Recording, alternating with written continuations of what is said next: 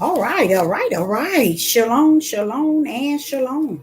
Sister Deborah, prophetess in the wilderness. And you know what? That's all right with me. I don't know if you could hear me. I forgot. Had to go put clothes in the dryer. Sister Deborah. Whew, boy, that was something. Sister Deborah better get in the gym somewhere. Because just going down them steps and coming back. But I think I was doing some running. Yes, it's time to talk. It is time to talk. Okay, if you got a question, maybe you got the answer. Maybe you have the question and the answer.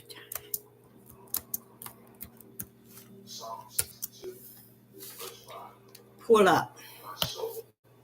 If you have any answers, any questions, or something that you want to bring forth for us all to discuss. I want to say that I appreciate the Most High Yah for who He is, who He was, and who He's going to be. Um, I just thank Him. I'm going back to the word grateful. I'm grateful to have the Spirit of Yah living in me, teaching me, and showing me the way to walk and how to walk therein in that which is righteous. I am grateful. I'm grateful. I'm grateful. I am grateful. Another thing, I look back just over my life and I realize y'all really mold and shape me. I can truly say that. And I thank Him for that. There has been some, 1 minute, I'm sorry. Something's wrong? No, thanks. Thanks. I'm on live. Okay, bye. That's my baby boy. Asked his mama, do she need anything? But so much for that. I say that going back to being thankful and being grateful. Uh, I think we all have something to be grateful and thankful to the Most High Yah for, even though we might live and do the things that we're doing and just going on about our life and not able to really show anything about ourselves to show that we are thankful because we think it's something that should be just kept secret or in the dark. But if a person is in the dark, they need to keep it in the dark because they ain't got nothing to be grateful for if they're walking in the dark, thinking in the dark, feeling in the dark, living in the dark, then they need to remain in the dark. Not that they could not come out with a pen needle or light, but if they don't have anything within them to check them in a way that they can speak to him with the idea that he's all that and some, and they are grateful for just the breath of life, or grateful for it's just if you really can sit down and think about all the things we need to be thankful for and grateful for, it's just so many things. Hello in the live chat, it's good to see you. It's just so many things to be thankful and grateful uh, uh, uh, in this living, y'all. It is so many things. Uh, and as I continue to walk uh, in Yah, while Yah is in me, I'm learning so much. And I wouldn't tell y'all that I'm learning and I know I'm not learning. It's just that's another thing about me. I'm grateful for just having the opportunity to be at this age, and I'm still learning. It's like I'm in kindergarten all over again, and you're learning. I mean, it's like you're going to school every day because the Most High deal with you on that type of level. And I know why, because the day that we're in is not a normal day, you guys. And I know a lot of people would think today is just like any other day. It depends on what you got going on in your day. Because a lot of people think uh, this day is no, it's like any other day because of where they're at in their living. Okay, and it depends on individuals who's born of the flesh and who's born of the spirit, and uh, uh, uh, they look at it. Those that are born of the flesh, they look at it like any other day. They can't see any judgment. They can't see the prophecies. They can't see anything that the Most High Yah is doing in this day and time because they were created to live out the way of the flesh. They were born to live out the way of their flesh. So therefore, these are things that many cannot see nor desire to see, could care less. Um, but me myself, I'm so grateful because I realize for him to take out time and constantly talk to me like he do every day, to me it lets me know that, see, you don't know it all, because you can't. And that's why I tell you all, I don't depend on a book, this King James Bible, no lost book, no found book, no Enoch book, no nothing. I lean on the bosom of the Most High Yah, and I hear his teaching from that level of the spirit. Uh, and when he's dealing with me on things that either he shown me before. He'll take me way back in my teenage years when he taught me this and taught me that, and he'll bring it. It's like it's like he's bringing it up to date. That's what it seems. It's like he bringing things up to date in a sense. That's the way it's kind of feel. And it's like you just everything, he has always got something to show you on top of what is clearly seen. So it keeps you learning, you know. I keep learning from him, and I'm very appreciative toward the fact that he think that way of me to teach me every day. But I look back at it and I think one thing about me is I'm not going to deny that he that is greater in me than he that is in the world. I'm not going to deny who he is in me, the Ruach. You know, I'm not going to deny what comes with the Holy Spirit. I'm going to give you my experience in how the Spirit of the Most High Yah deals with me, how he teach me, how he revealed things to me, and what he say unto me.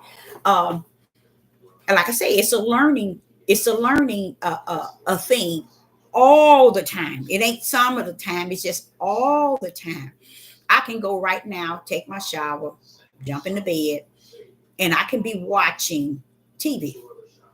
And he begin to say things to me, and I'll be like, most of the time when he say things to me, I'll be like, but Father, I don't think nobody know that. That's Father. I don't think they know that, Father. Nobody don't know that. You know what I'm saying? And I think that's what make it so exciting to me, because for him to instill something in me every day that I didn't know yesterday, I look at that as truly a blessing. That is a wonderful blessing, is for him to instill those things in me as I run this journey, as I run this race or this mission. Um, Today I was thinking about what it would be like if I was not here, if I was not living, I would be asleep. I thought of that as far as even my children, and life would never be the same.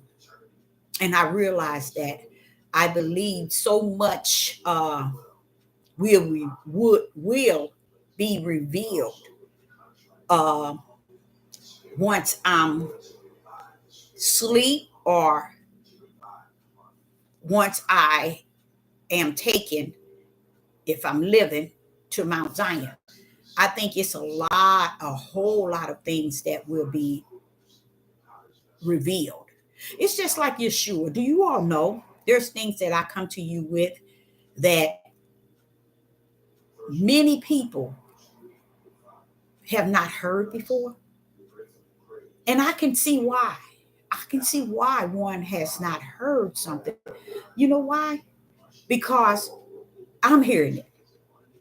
I'm hearing it almost to the point where he gives it to me and I'm calling myself shooting it to you all. And I'm like saying, I'm learning it just about the same time you all are learning it, because it's just something he just constantly gives me and gives me, and he teaches me.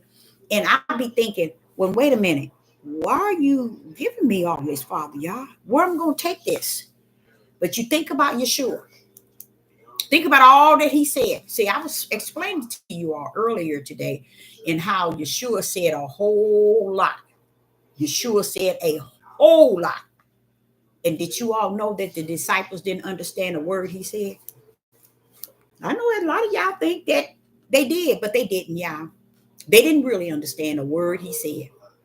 They did not understand. They didn't understand no more than the multitude that was given the parables. They had no idea. What they were close to is all those miracles and signs and wonders. That is what they held on to. But as far as his teaching and the things that he was saying to them, it was going in one ear and out the next. And when we tell you where they faith, they didn't have it. It wasn't turned on. Their belief was not activated. It was when the Ruach came. See, the characteristic of the Ruach is to, first and foremost, to comfort you. That's beautiful. That's beautiful. To know, I don't know if any of you all ever felt the comfort of the Most High. I have. I have all the time. I have felt the comfort. And it's the type of comfort that no man, no woman, no mama, no daddy, no sister, no brother, no friend can bring you. It's a total different comfort. And it comes with a joy and like a peace with it. You know what I'm saying? But you know he got you in this, you know. And a lot of times he would comfort you before he revealed things to you. Just a form of preparing you first to be comfort in what I'm about to say. You see? See, one thing I learned ever since I was a young girl is that he would always teach me and show me things or tell me things that's going to happen way ahead of time.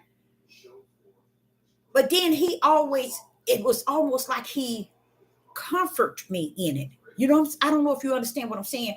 His form of comforting is so off the chain that it's just something that lives in me. And I know for a fact that it's going to, when I sleep, if I sleep, I know I was telling you also about how I feel like, okay, what if I wasn't here? But that part of me was feeling like that. It still was a form of like comfort.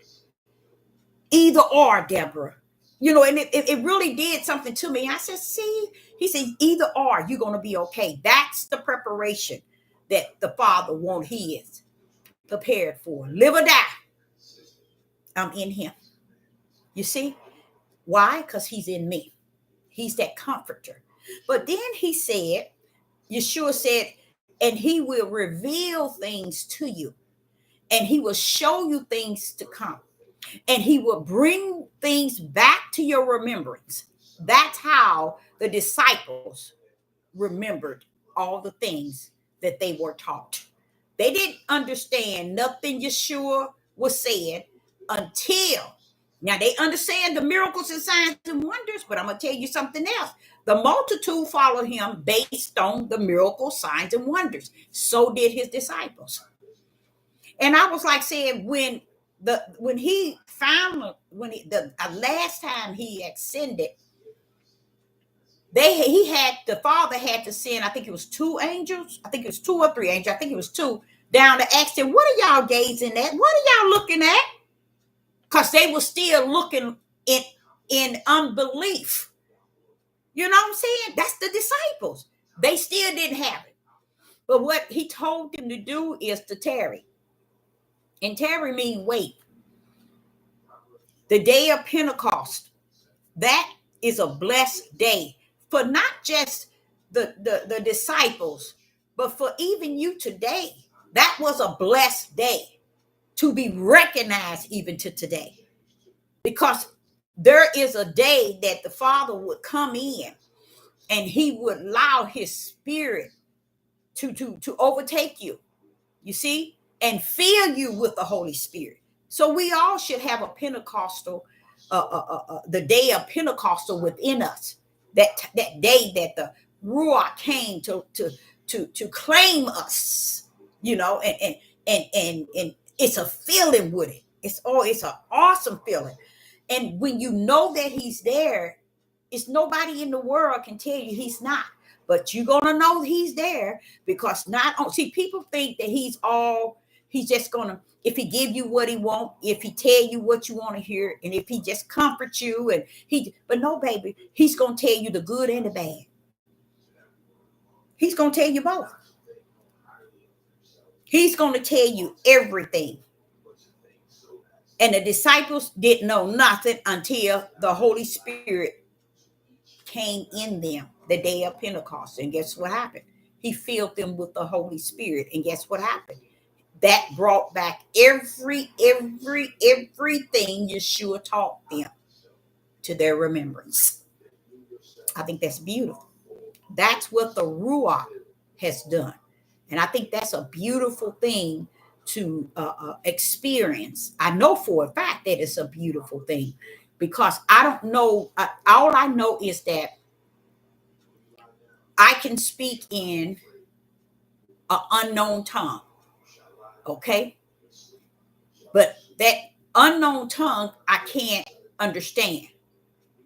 I don't know. I know that a lot of people are not in full understanding of that. See, if the Ruach is living in you, there is your spirit and his spirit. They must commune, you guys. There must be some communication there. It don't have nothing to do with my outer man, you guys. It has to do with my inner man. My spirit is communing with Yah. And when that comes to play, it's on, y'all. It is on. And my flesh, it's like it's almost on the outside, trying to figure out or try to interpret what is being said. And after a moment or two, I realized, well, this ain't for you, the flesh. So I do know the characteristics of knowing that you have the Ruach in you. It's not when you speaking in tongues. See, people don't understand. Speaking in tongue is different than the private tongue. The private tongue is spirit upon spirit. Okay? Speaking in tongue is for the church to be edified. It's like an individual has a gift to bring to the body of Christ. And that is to be able to speak in tongue. But if you speak in tongue, you should be able to interpret tongues. But if you're not able to interpret tongues, someone that's present should be able to interpret the tongue in which you are speaking. But when the Holy Spirit is called, I call it a private tongue in the closet. It's between your spirit and Yah's spirit. They commune together. You can't understand it, but only Yah and your spirit understand the messages in which Yah is translating to your spirit, to his. Not to his, but yeah, right. He's speaking and you're speaking. But y'all speaking spiritual. That's the closet tongue. Now, that's the tongue I can't interpret. But the tongue, if you in the church, I can could interpret that. The tongue in the church is praises. Okay, that's it. That's it. It's shooting praises up to the kingdom. That's it. And when those praises can be shot up to the kingdom, that's the one that he said, when praises goes up, blessings come down. You cannot give him praises out of your natural mouth. That's on you. You didn't get the fullness when you was in church, or were you whoever taught you. You cannot, because the tongue in the sanctuary, okay, among the body of Hamashiach, is shooting the praises to the heaven so that the blessings can come down. You see? So you see why when you go to churches or synagogue and temple, why people are not going in sick, healed, and coming out blessed. This is why. They went and they put praise dancing. They put praise and worship. No. He didn't ask you for that. He gave his tongue to the not his tongue, but yeah, in a sense, he allowed us to have in the body of Christ an unknown tongue that goes up to the heavens so that the blessings can come down to the sanctuary. That's why when I was saying in Georgia, and this had to been about 18 years ago, and I was in a dream. I don't know if it's a dream. Let me see if I can take it back. It was a vision. It wasn't a dream. It was a vision.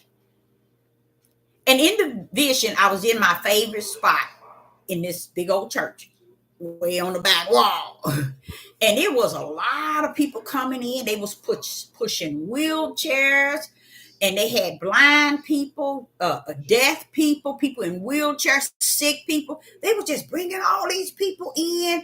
But the thing about it, the music was off the chain. The music was off the chain. The music was off the chain. And I'm sitting back there and saying, oh, that sure sound good. And I was really enjoying what I was seeing. The sick coming in, the lame, and people being pushed in. People had crutches, and they was walking in with leg limping. I mean, it was just beautiful to see it. I don't know, but I'm and in that vision, I'm sitting there looking at it, but I was feeling good about the music. The music sounded good. I mean, like extra good. And all of a sudden, I was just sitting there, really enjoying seeing all these sick and lame people come in, and the music sounding good. And he said, look to your left. I looked to my left side, y'all. The walls were cracking. He said, now look to your right. The walls were cracking. And I was just so shocked. And I began to say, oh, the building's about to cave in. And the father says, no, Deborah. He said, no, that's my glory. When I am in the building, in the right place, everything in there is going to come out here.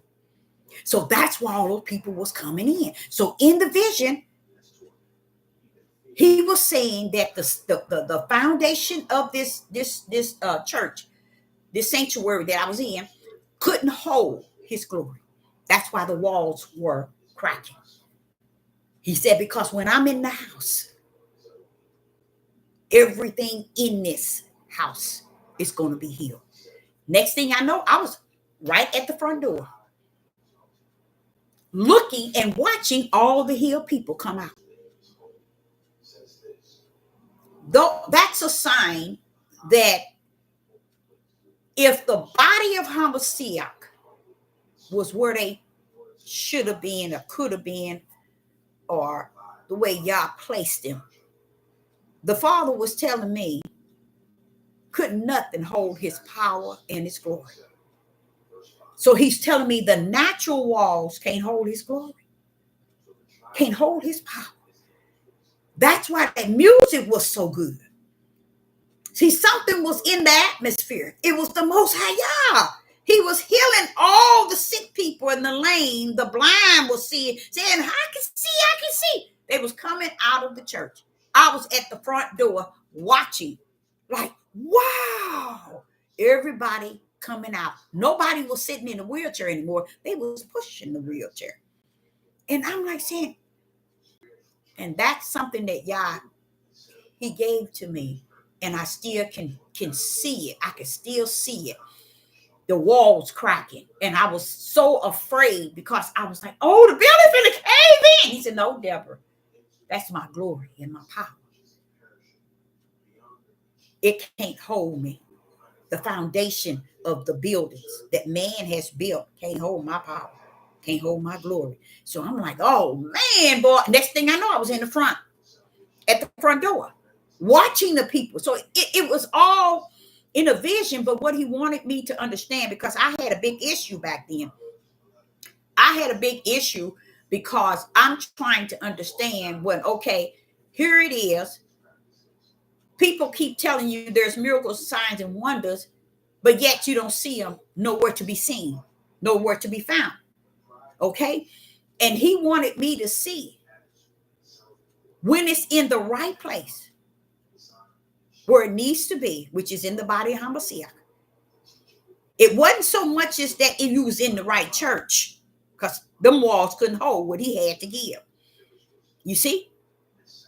It was where the body of HaMashiach have to be in the right place with Yah. And when they're in the right place with the Most High Yah, let me tell you, everything in there, he says, shall be healed. I was like a sight to see. And I don't know why I was so shocked.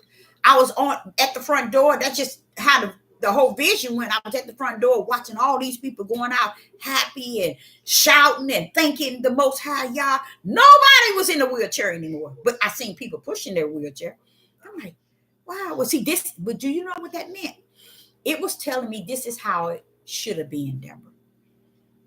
This is how it could have been, Deborah. This is how heaven wanted it to be, knowing that it would not, but that it can be. That's the thing about it. It wasn't that it can't be, but that it has not, because the darkness has overshadowed everything that represents Yah. I mean, like everything. I mean, everything. They making right, wrong, wrong, right. You know, and when you like that there, and you got all kind of lifestyles coming together, calling themselves the body of HaMashiach, or we the church. You see what I'm saying? So you got all kind of stuff up in the building. Y'all say, I'm not going to come and deliver in that, when none of it's really represent me, just a whole bunch of living.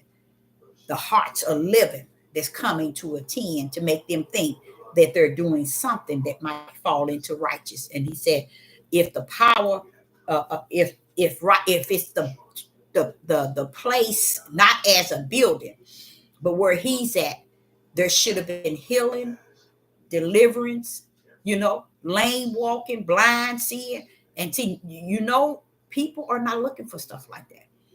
People are not caught up from the floor up regarding wanting to see what Yeshua said we should be doing greater. I always said that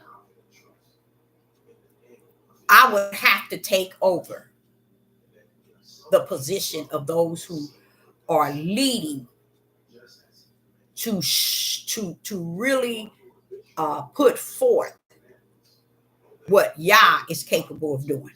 You see what I'm saying? I believe without a doubt the power is greater in me than it said that is than in the world. I believe it without a doubt. Without a doubt. That's why I told my kids, I say, Y'all get out here, and I don't care where you go and where you think you're going. You get into a situation, you better call on, and this is how I tell them, you better call on the God of your mother. Why I say to God? That when you get into situations, you ain't trying to figure out what your mama's God name is. You see? Just say the God of my mother, and he'll come. And do you all know that without a doubt, I know that he will. I wouldn't tell them. Without a doubt, he would come. And for them to get in trouble to call on their mother's God, let me tell you, my Yah will step in. The Father said, you give them me, and they'll always have you. But don't ever think it's you. They need me. Stop wanting them, you to live, to be there for them. Mm-mm. You give them me, which you have, they'll always have you. Because they first have to have me. A lot of people don't know that. They have to have me first. And if they got me first, they got you. It ain't no such thing as they got you first. They have to have Yah first. So I say to them, for them to have to be in a bad situation or dangerous situation, and they have to call on something in them. Believe if they call on the one that they mother served. She said that he would come. And no doubt, I know that he will. I've given them him. What they do with it, it's on them. But even if they got in situations and they needed to call on it, it's believe me, y'all, that's not a natural thing. It is a spiritual thing they calling for. Because the situation they in might be in the natural. It can be in the spirit too. But what I'm telling them to call on, it ain't natural. It's spiritual. Because that's the only one that would deliver you. I know that myself. So it is time to talk. And Sister Deborah is anyone who have any questions or anyone who have answers. Someone might have questions, boom, answers. You see? Or something that's going on and maybe we can just talk because that's what time it is. It's time to talk. This will be my last video on this page. And I'm going to upload my email so that I can swing my new page. Once you email me, and then I swing the new page I have on YouTube. But I want to say to you that the new page is doing something a little different. It's going to lean even harder on spirit and truth. It's going to give Yah the glory and the honor and the praise that's due him. Okay. And it's going to, the first thing I'm going to do is I want to teach humans in a way of the flesh. Okay. And I'm going to have to add the spirit realm of the daughter, the son, the mother, the father, and then the last one I'm gonna cover would be the family, because the more and more I look at and measure this thing, it's a way that he has orchestrated that man's eyes have not seen, nor have they ears. They have not been brought up to understand it. And what Sister Deborah is doing is just putting it out there for that one. Because that one is one thing about that one that he talks about. They searching for the food of the spirit.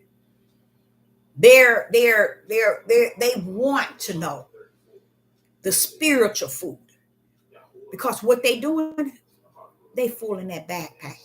And I have, for some reason, think that those are the ones, because he said that one, Deborah, that one. And he ain't speaking of single one. He's speaking of that one that he has prepared. Because going on the journey to the promised land, y'all gonna have heathens in the midst. I don't know, people don't think that far, but I'm gonna tell you, he's gonna have heathens in the midst. So he is in the midst. I believe, I'm thinking I'm saying something when I say have your spiritual backpack, have your light, have spirit and truth. Even if it's a pen needle light, have it with you. I'm speaking spiritual, preparing yourself spiritual because of the judgment and the wrath that's on the earth that Yah right hand is suffering to come to pass. And the judgment, no man is going to escape. We're all going to go through that. But after, in the midst of the judgment, I think at the tail end of it, I think Israel and Judah are going to be snatched out. It's going to be like he going to say, okay, that's enough now. Come on here. You see what I'm saying? That's what I think. I don't think we're going to escape the judgment, but I think we're going to be on the tail end coming out.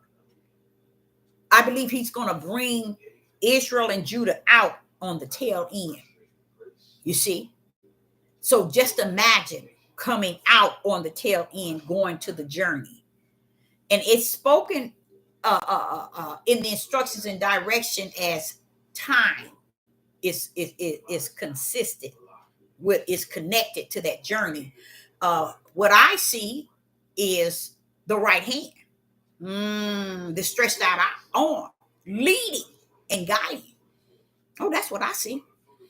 But I see also where it would have to be something we are to detach to or to happen during that journey. I really do. I really, really do. About time we get to Mount Zion, it ain't gonna be like we are thinking it's gonna be a long years and years and years and a long drawn out. I think it's gonna be like a blink of an eye. It's gonna seem like it's been so long, but it's gonna go so quick because the world is going to continue in what they are in. They're going to continue. A lot of things that Israel and Judah might be caught up in, they might not even have to be caught up in it, because this tribulation, I believe Judah and Israel is going to be snatched out right at the end. Not all the way to the end, but right in it. They're going to be snatched out and pulled out to head to the promised land. So I do believe that they're going to get a little taste of that judgment in a way. Ain't no little taste. They're going to get a lot of taste of it. So it's not something we're going to escape. So I think we need to stop trying to claim that the judgment that's happening, oh, it's on them for what they did. It's for the sundown town. But see, that's what they didn't understand. Matthew 24, he said, and Yeshua told his disciples, they asked the question, what is the end going to be like? And he told them, we need to stop separating the end to be what we say and what we want it to be like. You see what I'm saying? Because when we do that, we make it look like the sun is shining only on Israel and Judah, and the other ones are getting darkness. That's not true. Because we're not the only ones, only nations that's in the body of Hamashiach. So it's a lot of things we're saying because we're trying to feed our nation of people the wrong things. We are not trying to feed them spirit and truth. We're not trying to glorify Yah in the midst of them or telling them how what Yah is doing, what Yah is saying, what Yah is meaning, why he's in you. Instead, we're telling people, and I almost trying to start a racial war within itself.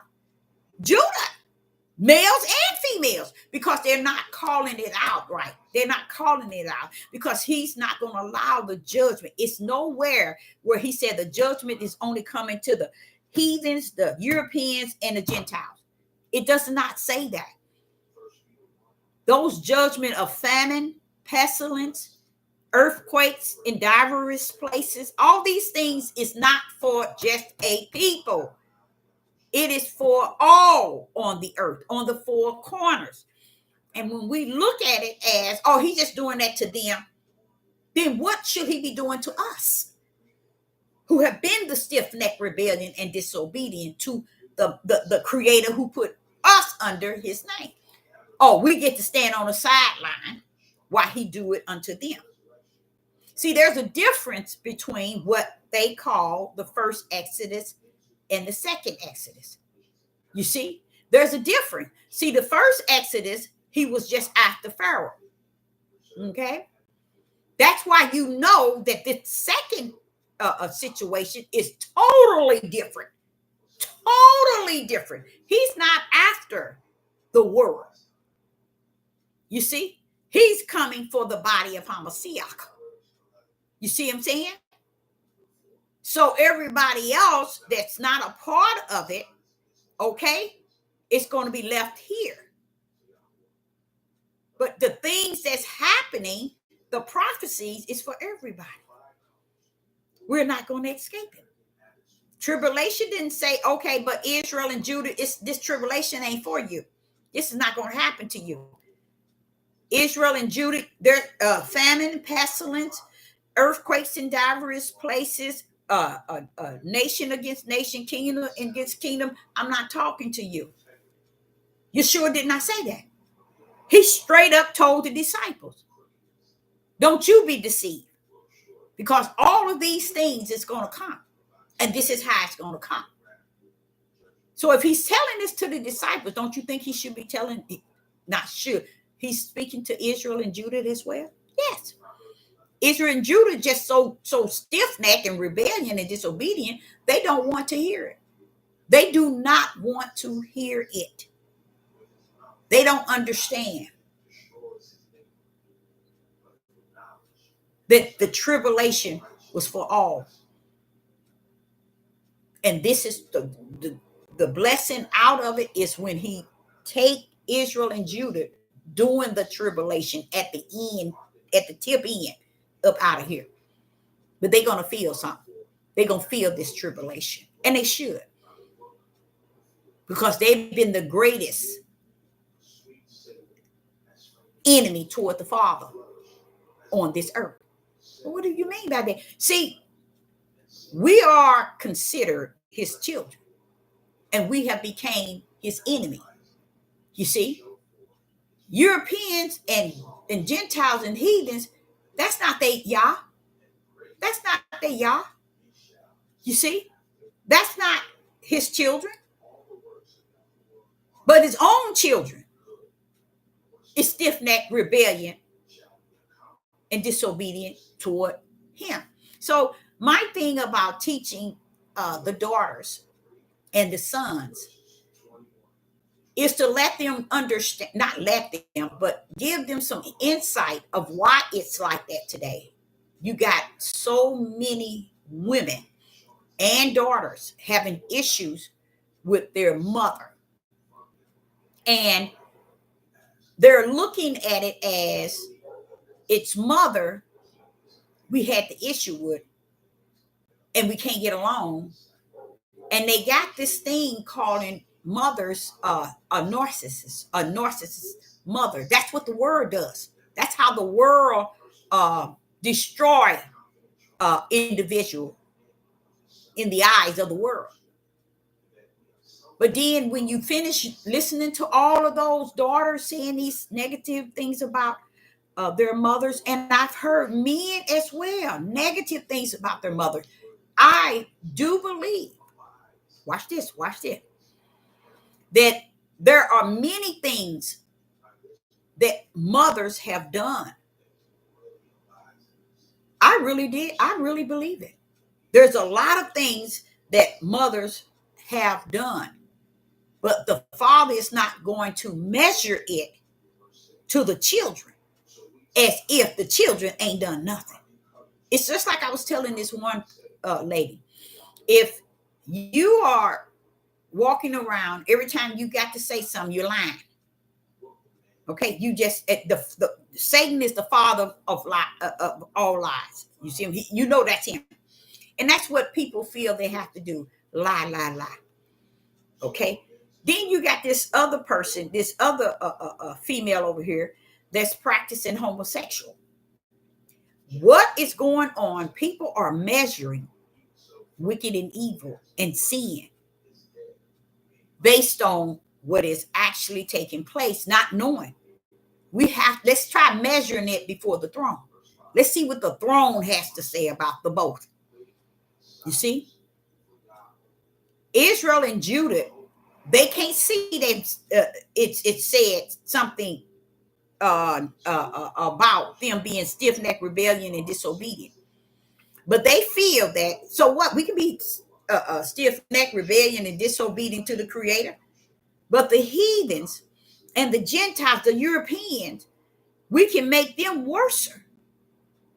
We can make them so much worse, but we don't see ourselves. That's going back to what I was saying as far as the mirror, looking at ourselves in the mirror. And he said, judge yourself daily, that no man may judge you.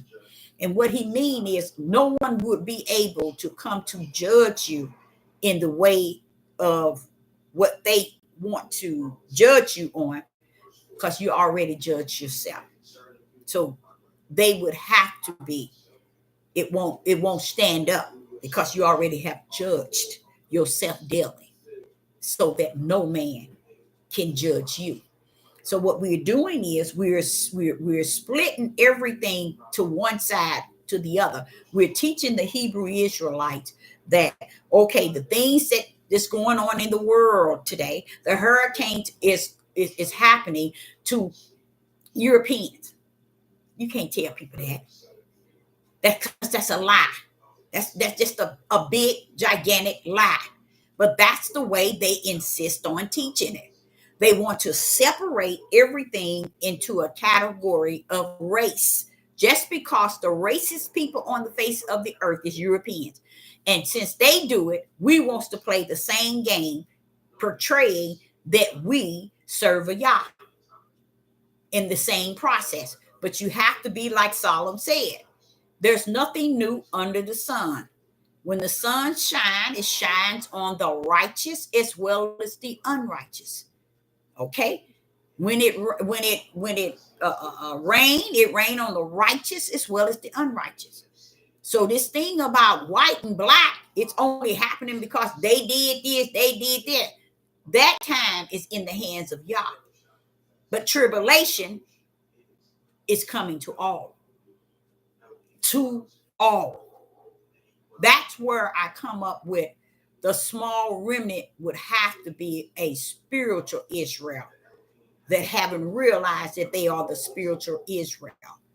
They would have to be spiritual, because if he got the body of Hamashiach, that's spiritual. And if you in that body, you would have to be spiritual. So people don't really grip the fact that everything Yah is going to do and has done in time past, it's a way that we today should see what he did yesterday and try to understand it in the way that it is today, and the way he's moving and the way things are going on. You know, a lot of people thinking we're going to escape a different way. He's going to do us so different because we the people, we to this and we to that. We fail to realize who we really are. We are not good people. You see, I myself would say, without a doubt, I will tell you, he's coming to get what's his. He's coming to claim what's his. Just like he came in Egypt, from getting them from Pharaoh. To me, that was really smooth. That way was really smooth. Y'all notice that? when he told Aaron and Moses to go in there and tell Pharaoh, and he said, wait a minute, let me harden Pharaoh's heart. See, that was Yah doing. That wasn't that Pharaoh would have let them people go the first time. Only reason why he didn't, because Yah went in there to harden his heart to keep him so he wouldn't. Okay, so it went really smooth though. This Exodus, what happened? He said tribulation first, baby. See, Egypt, when he came down, he went working, he sent Moses and Aaron to go into Pharaoh. Moses has left Pharaoh and them family, and he has gone off to where Yah was dealing with him. But when Yah told him to go back to Pharaoh, it wasn't that Israel and Judah was going through tribulation. They weren't going through tribulation. But Israel and Judah today, oh baby, you going through the tribulation. Yes, you are. See, it's a big difference, and I think they need to teach it in the proper order, which they're not going to. It's too late. Everything is over with. And when I say over with, I mean for real, as for real can be over with. Okay, so I'd like to just put that out there, but he's going to get his. But I believe, without a doubt, that it's going to be on the tail end of the tribulation. Okay, so it's time to talk. Let's rumble. Without a cause, without a cause. I like that. I like that. Lost with a cause or without a cause.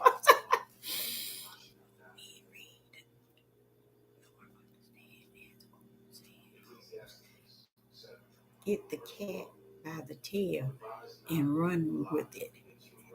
And when you try to explain spirit and truth, you get the cockeyed look.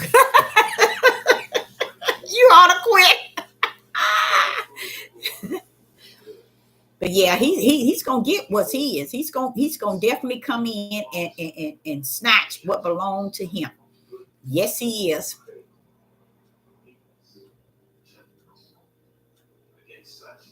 I can go on and leave with my 4 children. They've been trained up, and I'm so proud. That's wonderful. Hard pill. What a hard pill for me to swallow through. Oh, okay. A hard pill for me to swallow through. Yeah. That's wonderful. But yeah, it's I appreciate the Father. I'm just so grateful that he got it in control. At least I know he got it in control. He is the control. To know that he got it in that right hand. That's pretty much it. That is pretty much it.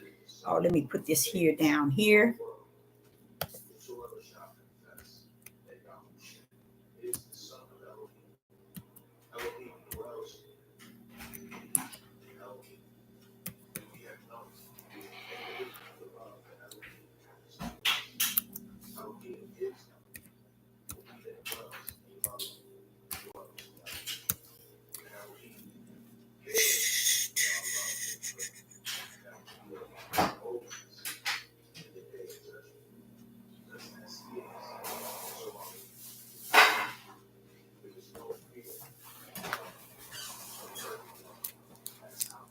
Hey.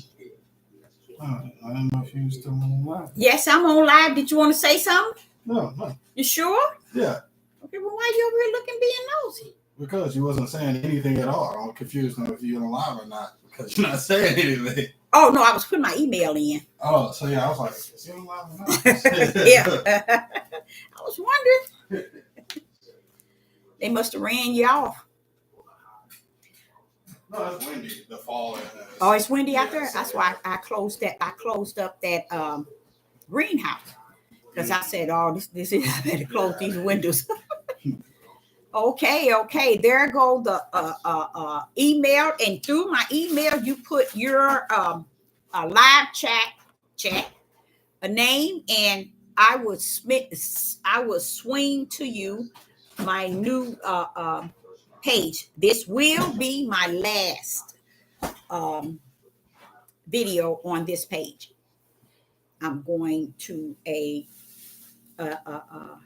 new page, and I'm gonna do new things.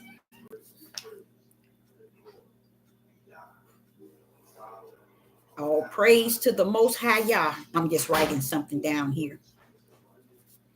Okay, but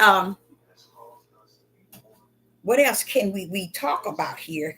I'm just excited about my new page and how I'm going to start it off. And the good thing is about it is I'm wanting to tackle five topics. And like I say, it's going to be daughter first, son, mother, and then father, and then family, and how heavens, that's the only route I'm going to come. I ain't coming no worldly route to get to truth. I'm coming strictly how heavens has released it to be understood in spirit and in truth. Because I'm going to tell y'all, a lot of you all don't really understand. Before anything was in the natural, it was in the spirit. Okay. And when y'all wrap this, when he orchestrate things, he orchestrated it from the what? The beginning to the end. Okay. And this way, nobody's going to be able, not even the son, going to be able to cut in through the Most High Yah order. You see? And that's even me myself when I'm trying to deal with certain things he's saying. I'm like saying, wait a minute now, but Father, they don't know that. You know, I know for a fact if people know certain things that Yah is telling me, you know, you guys, I was in the church for a long time. You know, I was that individual. I didn't really join things. I was a prayer warrior leader in one place, one church. I never really got involved in the activities in the church because too much was going on in the spirit realm and what he was suffering me to see. You see? So therefore, I stuck with staying to the back wall. But in the process of it, I did not. I went faithfully. Say, for instance, if they called an altar call. Say if they called an altar call. I couldn't go to the altar call because if I were to get up and go down to the front for altar call, and the pastor so happened to see me, you can see the fear. I kid y'all not. The fear was there. Okay? The fear was present. So I didn't want to interfere with these people who call themselves leaders and teaching people. You see what I'm saying? I never wanted to interfere, but I can tell you what my children said. Every time we leave the church, I tell them everything that the pastor said was wrong. I don't say it was wrong. I tell them that what he said, it was it's not like that. It's like this, and I break it down to them. That's what another thing I think of my children. I look at it even to people on YouTube. I look at it ideal is okay. You've been given something that most people don't have in the household. You've been given something. You've been given a mother who put you in a position where you were so important to where she made sure you was well taken care of. No, did we have fighting in the house? No. Did we have arguing in the house? No. You see? Why? Because I was the non-tolerant. You see? But these are things that they never would comprehend. Okay? But it's like when you look back and you see that's what you were called peace. You see? It was that was present. But you have to know what it is. So throughout life, if they had to stand before the Most High Yah, you see, They are the ones that he wouldn't even give them a second guess, because he knows who he put in their household. That's what I'm trying to say. I said that to my husband, my ex-husband. I said the same thing to him. I said, have you ever thought what Yah gave you as a wife to make sure you were fully taken care of as a man? Even when you wasn't a father to the children, I made you look like you were the father. I made it up to make it you look like an active father, even though you weren't. And that's something us women do, and we have done, and that's where we failed, and that's why we're paying the consequences today. That's a part of one of my lessons, and the part of it was we would sit and say, people would tell you, don't talk about your children's father to them. You see, don't talk about your father. Talk to the children about their father to them. Women have hid so many wicked lies. How will the children know anything about this father? If this is why it's so horrible today. If the children is not told anything, and they go on living, most of them with no father, and those that have been in there, all the things that they're doing, they look at them and say, oh, so what he did was okay. That's why they lean to their side, because they don't see no fault. They don't see nothing wrong. You see? But see, you got to think now, why would a creator put such heavy liability by placing the seeds into the womb of a man if he has no liability? They were to tell the children their life, y'all. They were to tell them their life and what they went through and how they got victory and how they fell and how they had to get up and then they fell again, and how their grandmama and their daddy and all these good things the children were supposed to get from their father.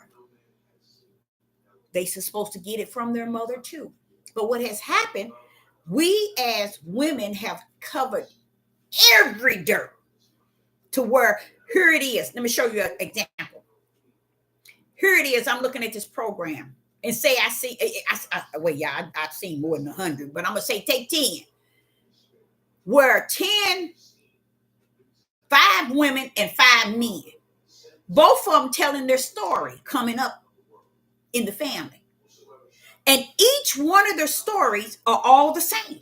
This is 10 of them, 5 males and 5 females.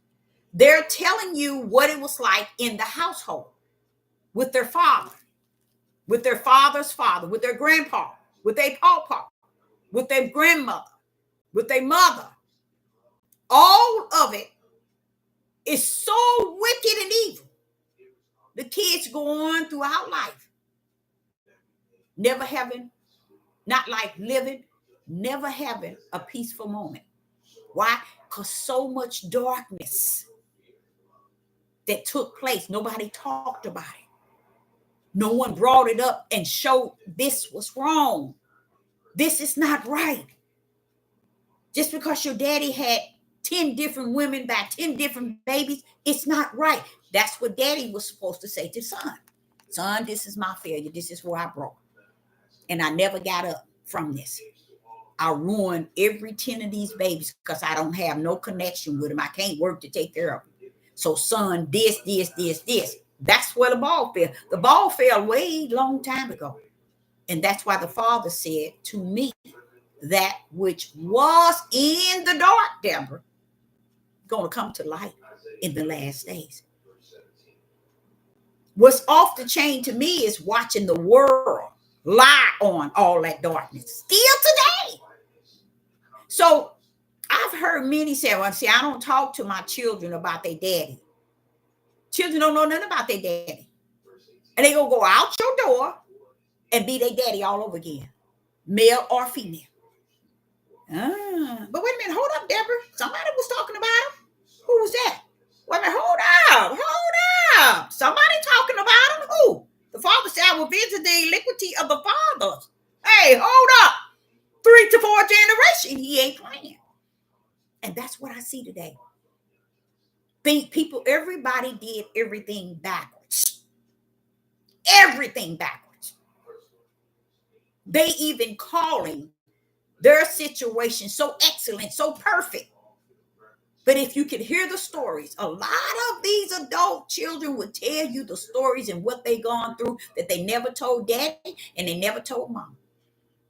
It will blow you off the map to know that perfect, excellent, sinless group is not who you think they are. And you know why it's got to be like that? Because the way heavens orchestrated it, he wasn't lying when he said, I didn't come.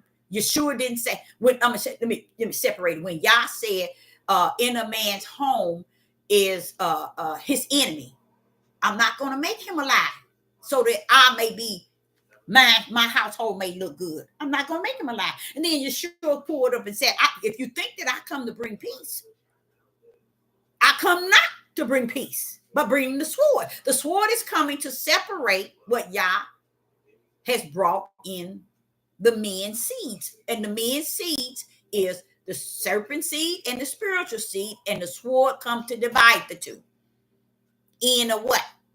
A family. So all this, 100, please. It is so much darkness. I'm going to show you the example. I started my mom and my dad family reunion years ago. And I moved to California and my family took it from there. So they did this. I did the first one, mom and dad side. They took on and they dropped dad side and they did mom side. Then they did another one and they did only mom side and dropped dad side again. So what I did when I came back, moved back, I picked the both family reunions, both daddy side and mama side up. Throughout the time, I didn't even do a deep study, y'all. And I think it was going back to what I was saying, the Ruach. The Ruach is a truth revealer. He's going to show up and show out. And one thing about the things that my mother had been saying for years and years and years, and I'm like looking at this here thing. I'm looking at this bad boy. I'm like, that's not true. That's not true. But I didn't say anything to nobody. I didn't say it. So when my mother would start talking and said about the family reunion, when I do it, this, and this, and I didn't say nothing to mama. I didn't say nothing. But when I got enough information, I said, Mama, it never was like you said it. It's impossible for this, and this. Because this, and this. Now, I'm one of her youngest child. My mother said, when the elders came around at the family reunion, they began to tell her everything I was saying. And she said, my daughter, Booby, told me. Booby, you told me, but how did you know? She always says that. How do you know? Because you know what? The picture ain't as pretty as people want to make it to be. But why? Because that's that form of the lie, okay? That's in the dark. So if I take 10, 5 males and 5 females, and you sit down and hear their stories, you'll wonder, how can all 10 be so much alike? You sit there and say, well, how could all 10 of them stories been so much alike? Each one took you back generations. And they tell you the stories of what actually really took place. Now they're doing it because they're on this program, and this program is actually talking about what took place in the household, sexual and abomination, the things that had taken place. And I'm looking at this program and I'm like saying, how is it no one could see? How is it no one could see that something has gone on? How is it no one can see all this?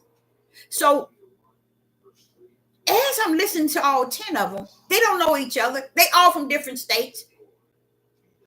They older than I am. I will not say that they all lying. I won't even say one is lying. All of them had the same thing in common. Grandma and granddad did things they shouldn't have done. And their children, their son or their daughter was partaking in things that grandma and granddad should have stopped in. But why didn't it? Because their parents were doing that mess too.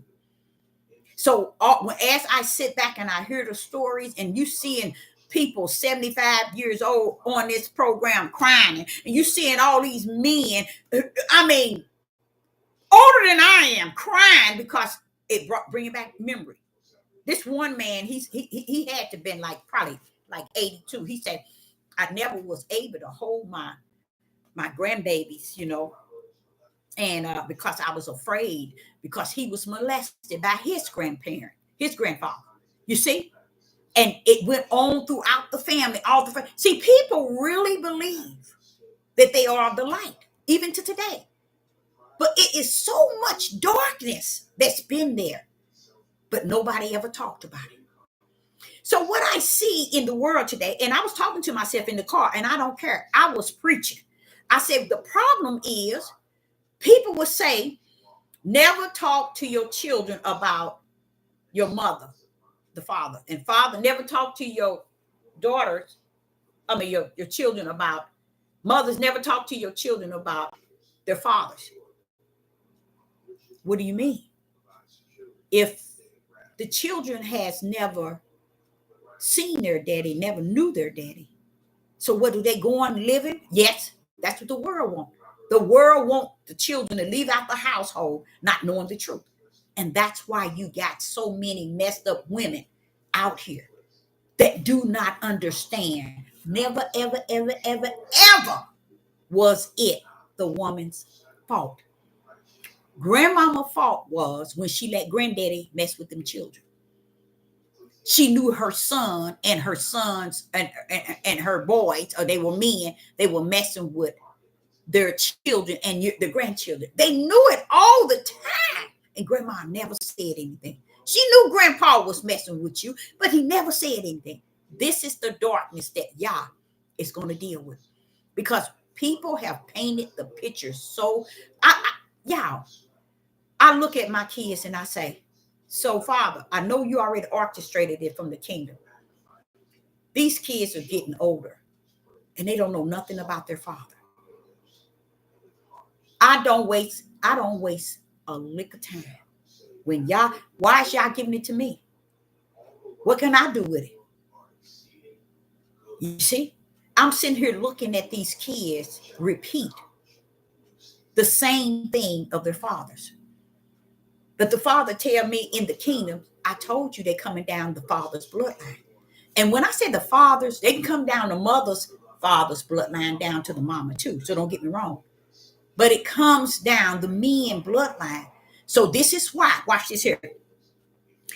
When y'all hear, no, let me let you hear it. Let me show y'all. And this is the sort of stuff that is taking place, and nobody, and they coming back great numbers. Everybody is doing it now. I mean, it's so many of them. And I could say, and I sit and I say to myself, it's no way my children would feel that way about me. But then I said, but if they are the serpent seed, that's their mission. That's their mission. That's why the sword, Yeshua said, I come not to bring peace. I come to bring the sword. What is the sword for? To separate. Genesis chapter 3 and verse 15. That intimacy that he told Satan that's going to be between his seed and the serpent seed. That's what the sword is coming to do. Separate that mess. Separate them from one another. Because what the household would do, put them together and portray ain't nothing going on in this household. And Yah is not for it. And what happens? One thing, like I said, we think that it's over in the way that, like with mine. Like I said, if I gave you all my children I give it 1 year, you would turn around and tell me I got the perfect children in the world. That's what people tells me that all the time. But let me tell you something. Ain't nothing down here perfect. I still trust in he who has the sword, who has ordained that there's serpent seed and spiritual seeds come down here. So I'm not going to make mine all spiritual seeds when heaven's already wrote them in and wrote them out. Even if I see that I have one that's a serpent seed, like the Father said, love them. And he didn't say love them, but he's in the sense of mother care, in a sense. He didn't say love. He said, he didn't say love. What did he say? Wait a minute. The son that's in Texas, he said, when he came out, okay, the Most High says, he says, to death. It was something to death.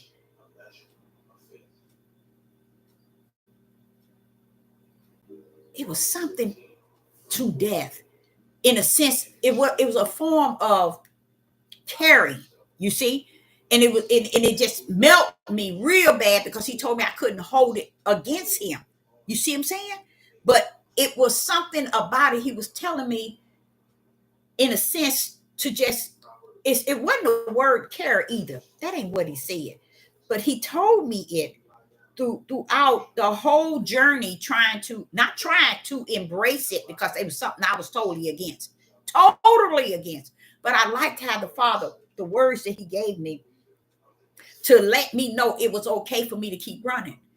I'm not going, but if I were to take that son and hand that son to you, you would say, this is the best son on the face of the earth. A woman couldn't ask for a better son. Exactly. My mother said, you got the well-mannerous, good children. That's not what I'm speaking on. I'm speaking on him speaking of the sword. I come not to bring peace in the family, but to bring the sword to divide what? The seed from the seed, you guys. So therefore, when we walk around and we think that, let's say a son who seen his daddy when he was 1, 2, and 3, and now he's, let's say 30 years old, and he ain't seen his daddy since he was 3. Guess what? This son never heard anything about his daddy. Nothing about his father. He don't know who his father. He seen him when he was 3 years old. That's the last time he seen him. And for this young man to walk out of a household to go get a woman to marry and never knowing who he is. See, a lot of people didn't respect y'all, because he said that the father, you have to understand, he said, train them up in the way. He's speaking of, these are your seed that I gave you. That's why I created you first, because I gave you the living in you. Those are the seeds. But if they don't even know anything about the one that had the seed or that they are the seed of, then we as women cover it all up. We make them look we just make them look good to where the kids go out and now they don't have nobody else to blame. So when I pull up into watch this here.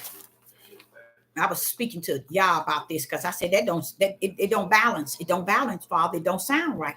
He said it's because the way I'm looking at it. I said, but it don't sound right. He says because the way you're looking at it. So when I is this my this my book? Yeah. Okay. So when I pull up here and I go to Isaiah chapter 12, this is a verse, Isaiah chapter 3, verse 12. This is a verse that most 99.9 Hebrew Israelite have men has turned upside down. Now listen to this, and it does not make sense. And I was saying to the Father, and he said something to me. I'm gonna show you what I'm gonna tell you what he said. When I read this here in verse 12, Isaiah chapter 3 and verse 12, as for my people, children are their oppressors, and women rule over them. Right then and there, he's speaking of the children. He ain't speaking of you rule over a man. He's speaking of, and the women rule over them. Who? The children. The children that's what? Oppressed. Oppressors. Why? Why is this talking about my people? Children are their oppressors. Now we know we got the heathens and Gentiles oppressing us. What's the deal with the children? The man ain't in the house. So what's the deal? Why are the woman is ruling over them, the children? But the children has brought in the spirit of an oppressor. So who's getting oppressed? Oppressed. The woman. And not a man on the earth. No, a woman can see him telling him that. He said, you know, he's telling this to warn the women, because in Isaiah 3, he's chewing up Judah and Israel. Men. And he get here and he says, as for my people, children are their oppressors. But I thought the Europeans and the heathens and Gentiles, they are your oppressors. But guess who's going to oppress you just as much? Your own children. But wait a minute. Wait a minute. Now just imagine if the heathen are your oppressors.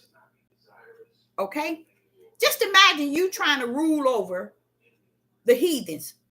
I mean, the heathens or Gentiles that's oppressing you. Just imagine you women, let's say women, trying to rule over the heathens that are oppressing you. Just imagine that. You wouldn't live. So here he's telling you, the children are their, you look at the word there, they're oppressors. You know why he's not talking about the men, the fathers? It's because he turned around and he said, and the women rule over them. Who wants to rule over? Tell me, y'all, talk to me. So I had to go to the altar with this. I had to go to the throne. He said right then, they know already this is how women end up having to be over the children. It wasn't a position that they said, that's my baby. I'm taking my baby. That belonged to me. He belonged to me. And took the children from the father. This was an order that came down. And we're not going to go around different ways. So when it says that, it says, and the women rule over them. Over what? The children that are oppressing. So how can a woman rule over a child that's oppressing her? How could that be? How could a woman rule over children that's oppressing her? She can't. Because it get out of order. How does it get out of order? Because the children or the iniquity, their iniquity is of the father. And the women rule over them. So it's like the women is also being liable for the father all over again. You see? Because now his children now are oppressing. If they ain't in the house, who are they oppressing? The woman. The one that's trying to rule over someone that's oppressing her. Can't be done. So you want to pull up and talk about mama. Let me show you something I thought was pretty, not pretty, but I knew was kind of crazy. It just didn't. So he was sharing with me is because they knew it was the order was called. The men didn't take the baton and do what I created them to do. And it's Judah got and Israel got totally not just out of order with me, but out of order with the responsibility from the beginning. They've been out of order with the created order. That's what you see today. And you should see it for what it is, not what you try to paint the picture for it to be. And the reason why these children don't know nothing about their fathers is because the mother been hiding it all these years, feeling that I don't want to talk bad about the father. I don't want to tell the children nothing negative about the father. When if you ain't got nothing to tell them, they need to know something. And this is why the children, and especially the daughters, are out here, because this is what I found out when Yah was allowing me to see this. And that was seeing how these women are so against their mothers today. My mother, I'm going to tell y'all, my mother raised 7 children. And y'all probably think I'm crazy, but watch this here. 7 children. I was the third from the bottom.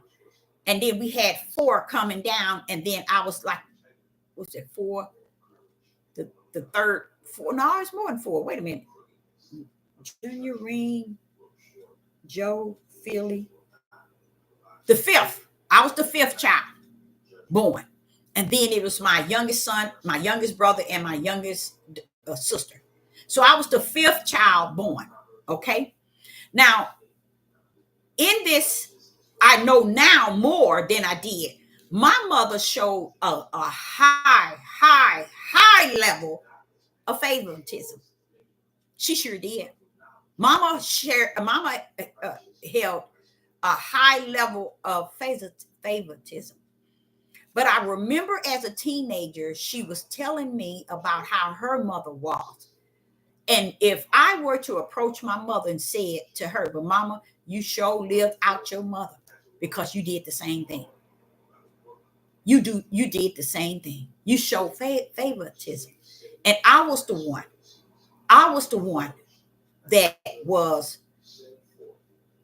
not favored. Okay? I was the one. So as we got older and we got to be adults, I was the only child that had 6 children. All of my other sisters and brothers, they had 1 child. Okay. So therefore, I had the majority of children, but yet I still didn't. My mother never did. She favored. But even after I had my children, before I even had all of my children, I always looked at it as if she had to have 7, somebody, one of the kids, had to have been or felt left out. I looked at the idea that she had 7 kids. So if I was the one, so what? So what? You see? But if you think today, these women my age and younger, they're chewing their mothers out because of all these things they said their mother has done. And guess what's the mystery in it, child? Let me give you the spiritual mystery. You didn't give yourself that mother. Y'all did. You see? You being the daughter and she being the mother is the order that was called from the kingdom. Sit your tail down and try to figure that out. Why couldn't it have been vice versa? So if you really got something to say, you need to take it to the altar. Because the truth be told, you got women that's strung out on drugs, on alcohol, leaving their children, selling their children, all kind of things. And I, throughout my life, why would you give that child or these kids that mama? You know, And then I stopped asking that which only he himself from the kingdom knows how he set it up. But a mother that has done things and have left her children in a form of anger to this level shows you that these children never knew their daddy. They don't understand the protocol of generational curse. Because if they understood the protocol of generational curse, only thing you coming down is that bloodline of that man. You're your daddy all over again, living with your mama. Or your mama raising you. She's raising your daddy all over again because that's who you are. So that's what she has to battle with. Your daddy all over again. And this is what a lot of women don't understand. You're not battling with stranger people or people. You're battling with the man you laid down with and had a child by. He's gone and ain't seen the children in 20 years. You re-raised him all over again. And being so the daughter never knew him. She only seen him when she was 5 years old. Now she's 35. And she blamed you. This is what all this stuff is coming from. But the key to it is when you get into Isaiah chapter 3 and verse 12, you pull that bad boy on. You turn around and you see where he says to the men, in your household is where your enemy is at. What's the deal with the enemy? Where is daddy? Where is the true enemy to the one he told? And what Yeshua pulling up said, I ain't coming to bring peace. I'm coming to bring the sword. That means don't play with me. I'm coming to divide all this mess up in this household. You see what I'm saying? But they won't ever see nobody but the one that stuck it out. And that's that woman. So when I get to Deuteronomy 28, I notice it says the men will leave the children and won't give them something to eat. That's what it said in Deuteronomy 28. But then when it said the woman, it said the woman would have what was it? The man would have against the woman, was it hate? I don't know if that's the word they use, and the woman would have hate toward the man of her bosom. But guess what? Pull up who kept the children. Did the mama leave the children? Did the mama not give them something to eat? No. But let's go bump up who did. The men. But whose seeds were they? The men. You see what she was still left with? And when she birthed these kids, oh, they so cute. I'm going to do them like this. I'm going to send them to college. I'm going to do all this. But when you finish, you rebirth them. You're raising this man all over again. And now they up to age and they want to curse you out and blame you for everything that didn't go their way. And guess where it come from? The father said the reason why they like that, because they never knew their daddy. Had they been with their daddy and they knew the type of man he really was, then they'll see it never was, mama. Here it was. You get it? I'm going to break that thing inside and out. And I'm going to run you TikTok out of business because I'm going to wear that thing out. Because the lies, it's over, it's finished. It's time to tell truth of the whole matter. So what? It's over and it's finished. Truth got to have its space. And this is why the children are running around killing their mothers. Let me show you. I thought this was really far out. I know you all probably seen this.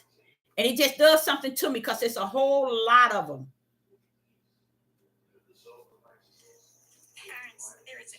What happens to narcissistic families over time? They split up. There are constant fallouts and dramas. Mm-hmm. Come on now. Hey, sister, y'all know I'm here. I just got over here. Hold up. I want to show y'all something. I don't even know. I think I have.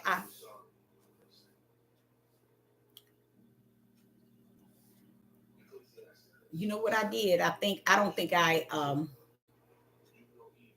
no, I didn't. I don't even think I Oh no, I don't have them.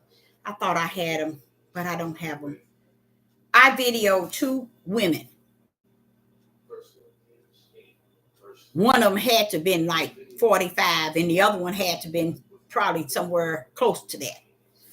And they're total, they don't know each other, but it's getting so bad that women are looking back at their lives and they're blaming only one that the biblical instructions and directions said that was going to be left with them.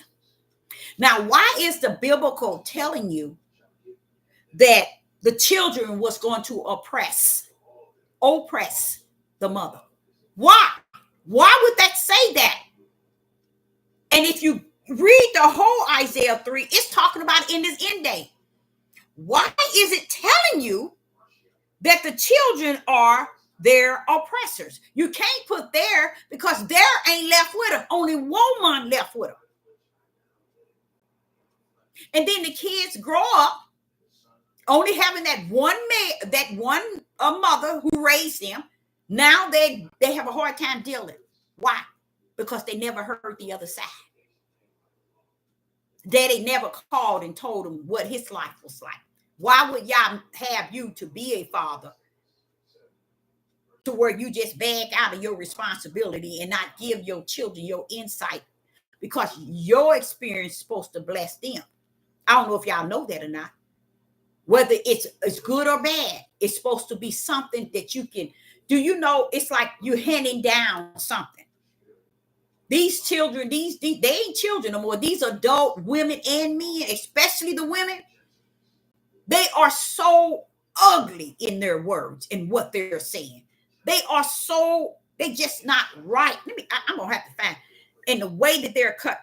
Now, did mom do some things? Yes, I believe it. I believe it.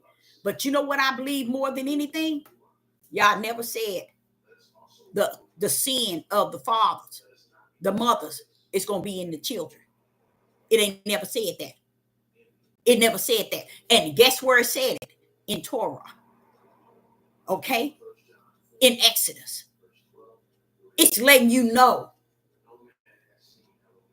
that the sin of the father is going to trail the children. So what is this saying in Isaiah 3 and verse 12? That the children are their oppressor and the women rule over them. The women rule over the oppressor children. So what did that mean? Fighting in the household. War against the children and the mother. Because there ain't nothing else there. And then when their mother's having to finish doing everything and warred with them, now the biggest enemy to the daughters and to the sons is the mother. The main thing is because they never knew the father. Most women painted the picture.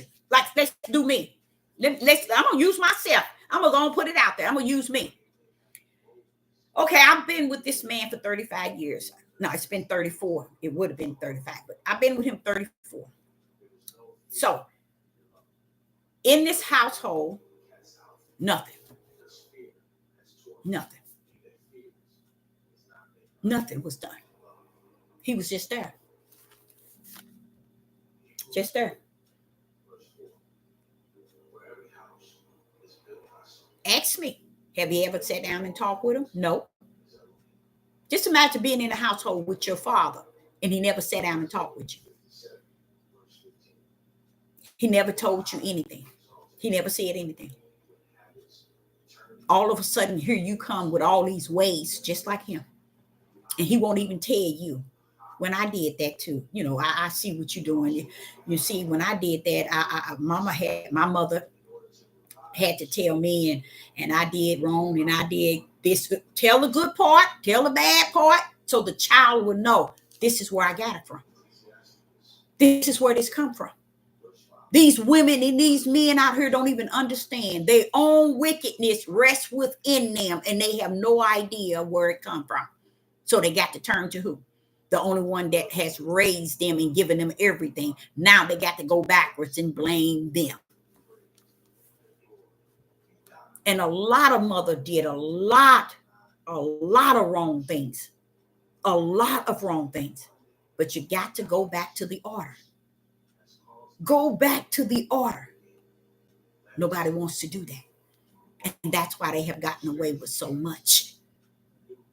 And that's the way it is, and it was, and it's going to be. To the point where they can take polygamy and tell you they can have many wives. And you got some of them saying they can marry girls from the time of their period. You see, and they're doing it. Because women never opened their mouth to the right thing. And it's too late. It's over. These women, these daughters that's out here now, they don't even know they got some of the biggest demonic spirits on them that's off the chain, and heavens ain't even looking for them. And it's a sad thing because they're evil and wicked. They don't understand they carrying out. Let me get this here. They're carrying out the life of their own father.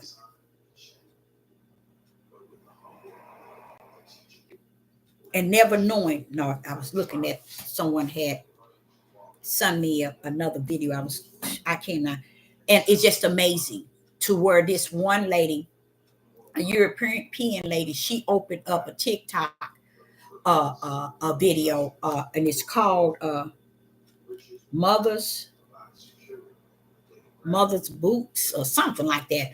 And she be on there, and she's a European, and the things that she is saying is off the chain, but it's the voice that I've heard of mothers, period.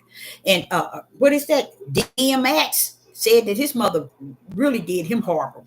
Oh man, he said his mother did a lot of things. But see, when we tell y'all something else, if I was a male talking to you all, you would really get it. But ain't no male gonna come and give you truth. They're not gonna do it because it's the issue still rests within them. It still rests within them because they got away with it and it's over. So what I'm going to talk about who we are, that's what you call generational curse. See, the generational curse came down the bloodline of the father. It tells us that. It tells us that.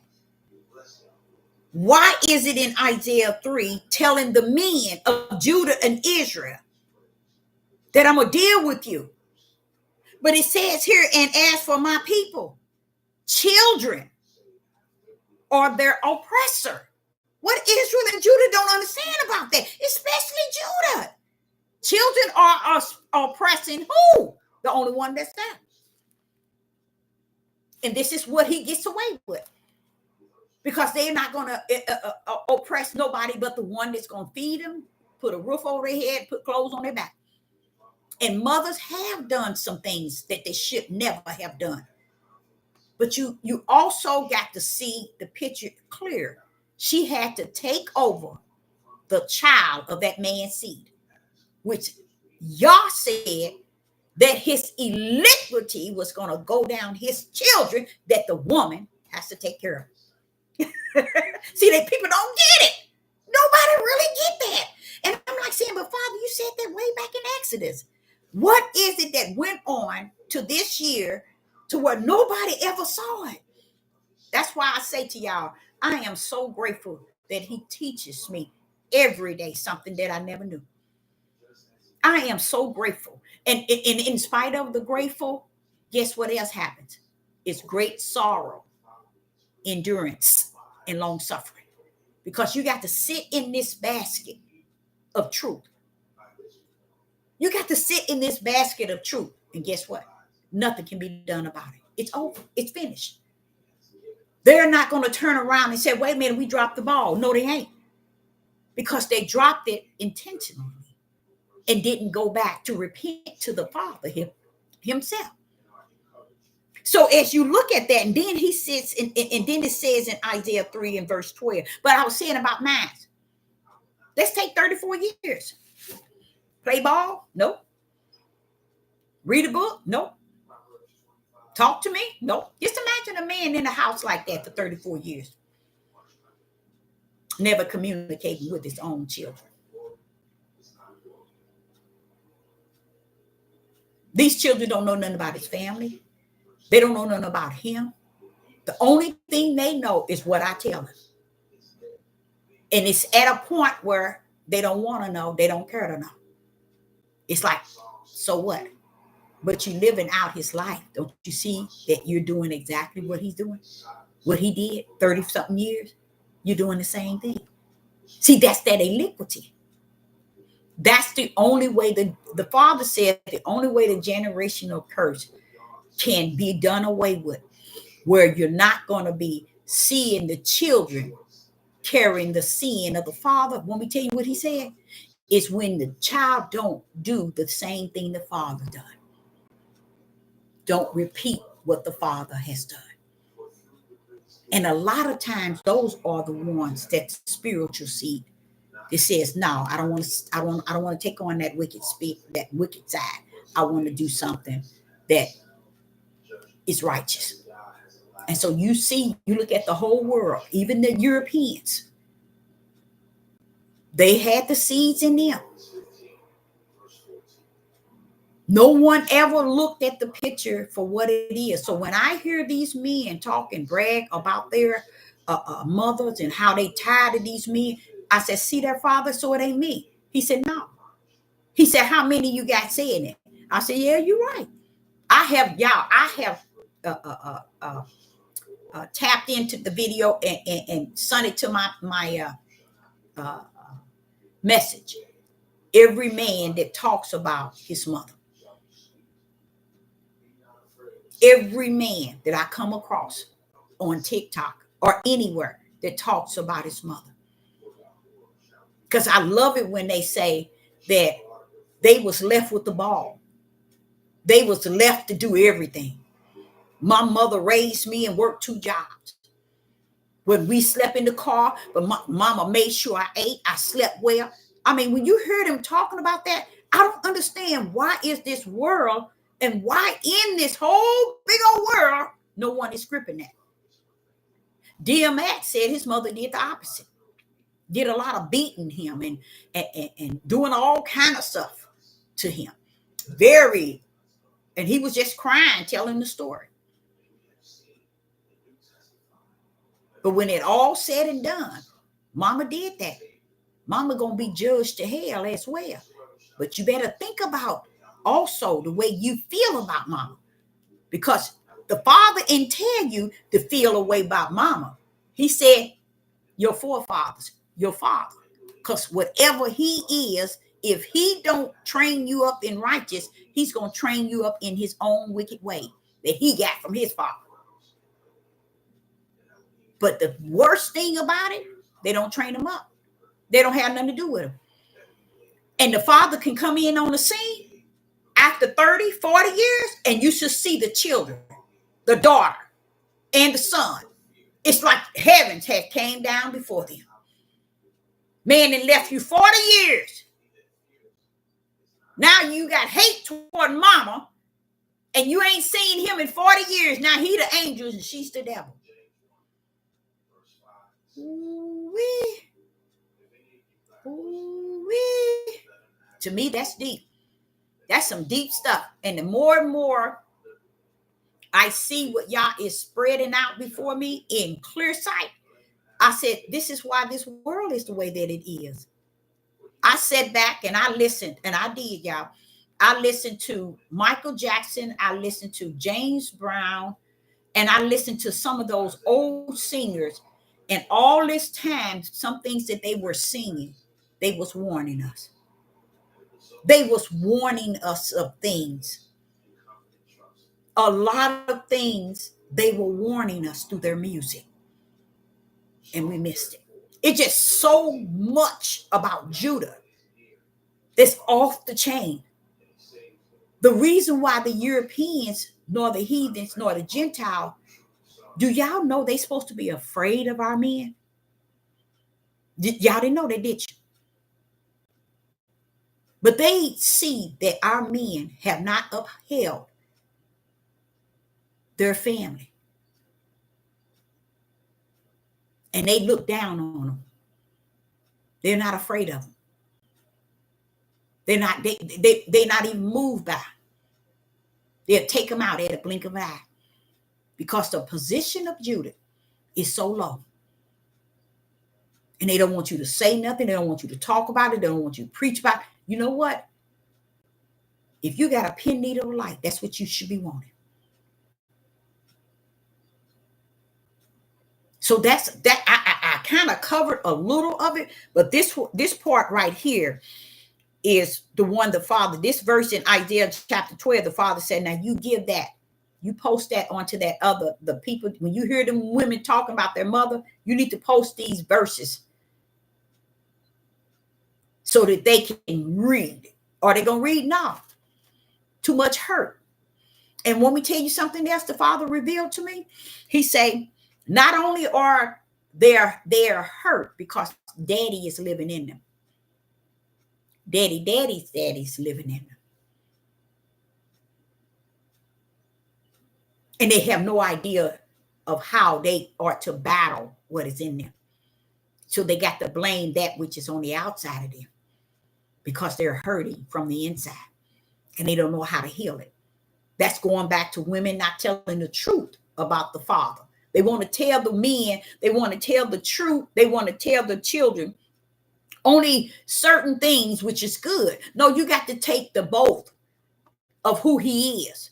The children ain't seen him in 20, 30, 40 years. And you run around here saying, your daddy, he was like this, he was this, he was this, just to make the child think that the Father was all that and something. And the Father in the heaven said, use the food, that's what you get. This is the outcome of it.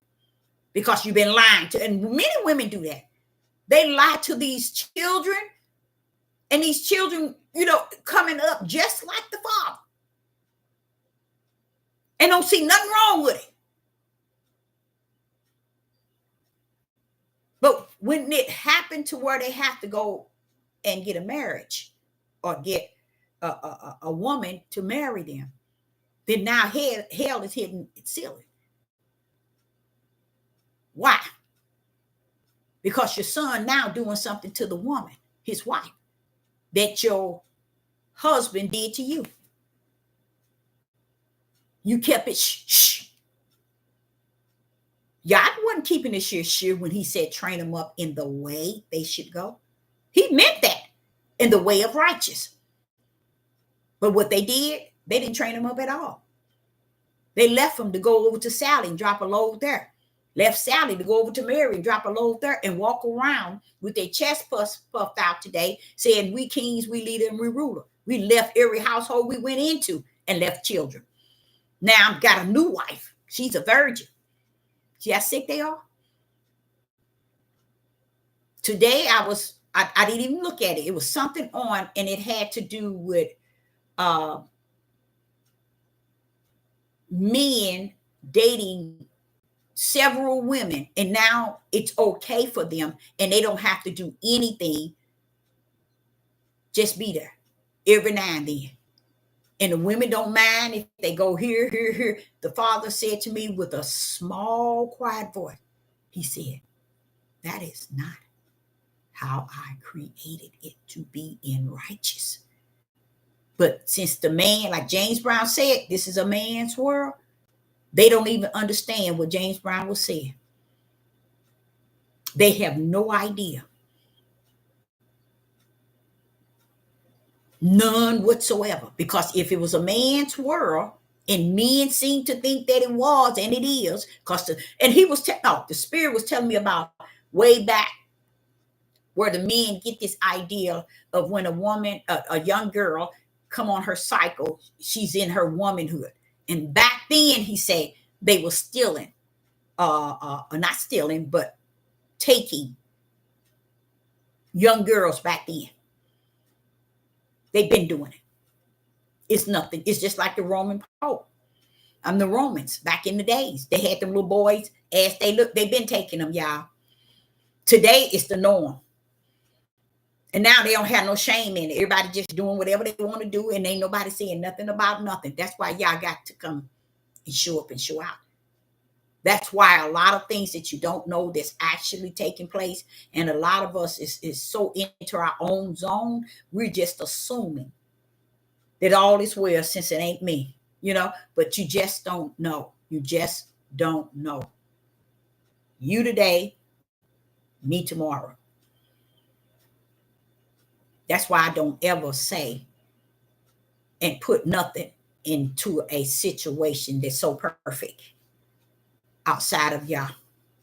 I don't put no situation into a situation. Oh, they so perfect. Because like I had to tell this one lady, she was bragging on how she sent her son and daughter to college, and she was talking. This was about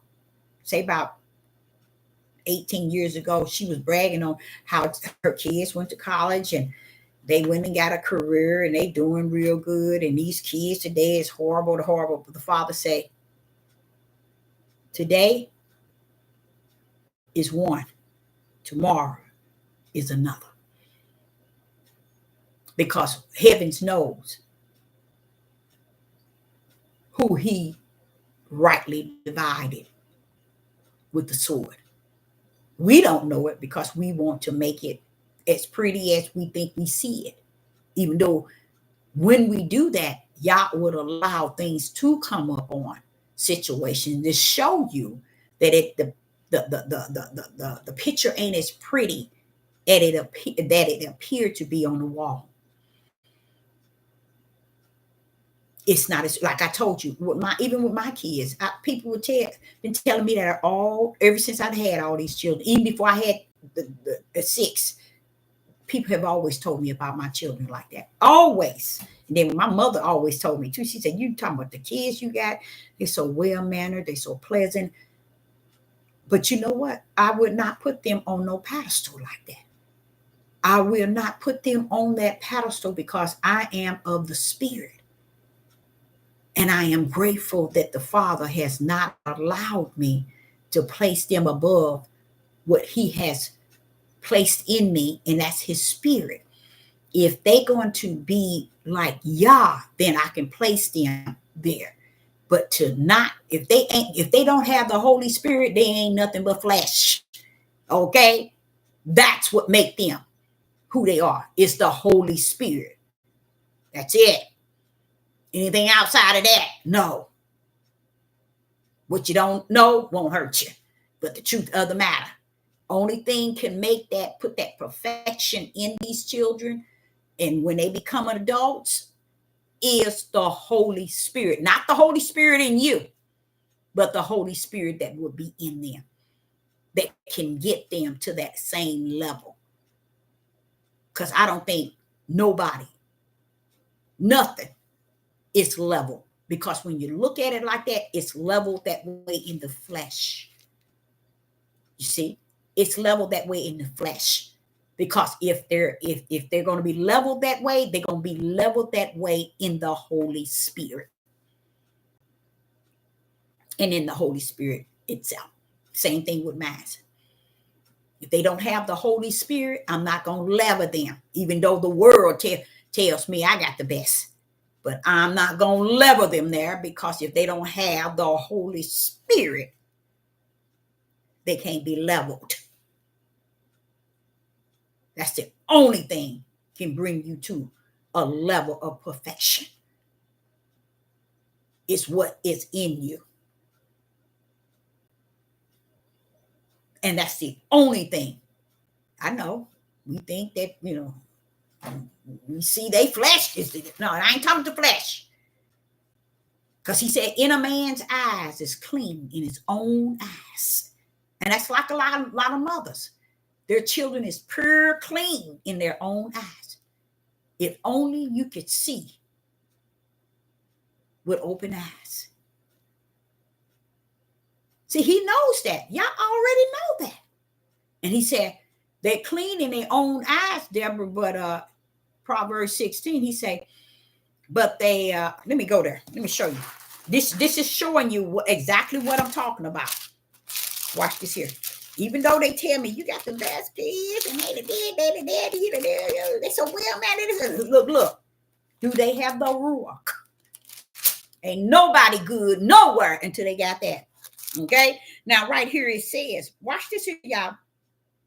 It says in Proverbs 16 and verse 2, all the ways. Now you notice it says all the ways of a man are clean in his own eyes. That means the flesh. That's going back to what I was just saying.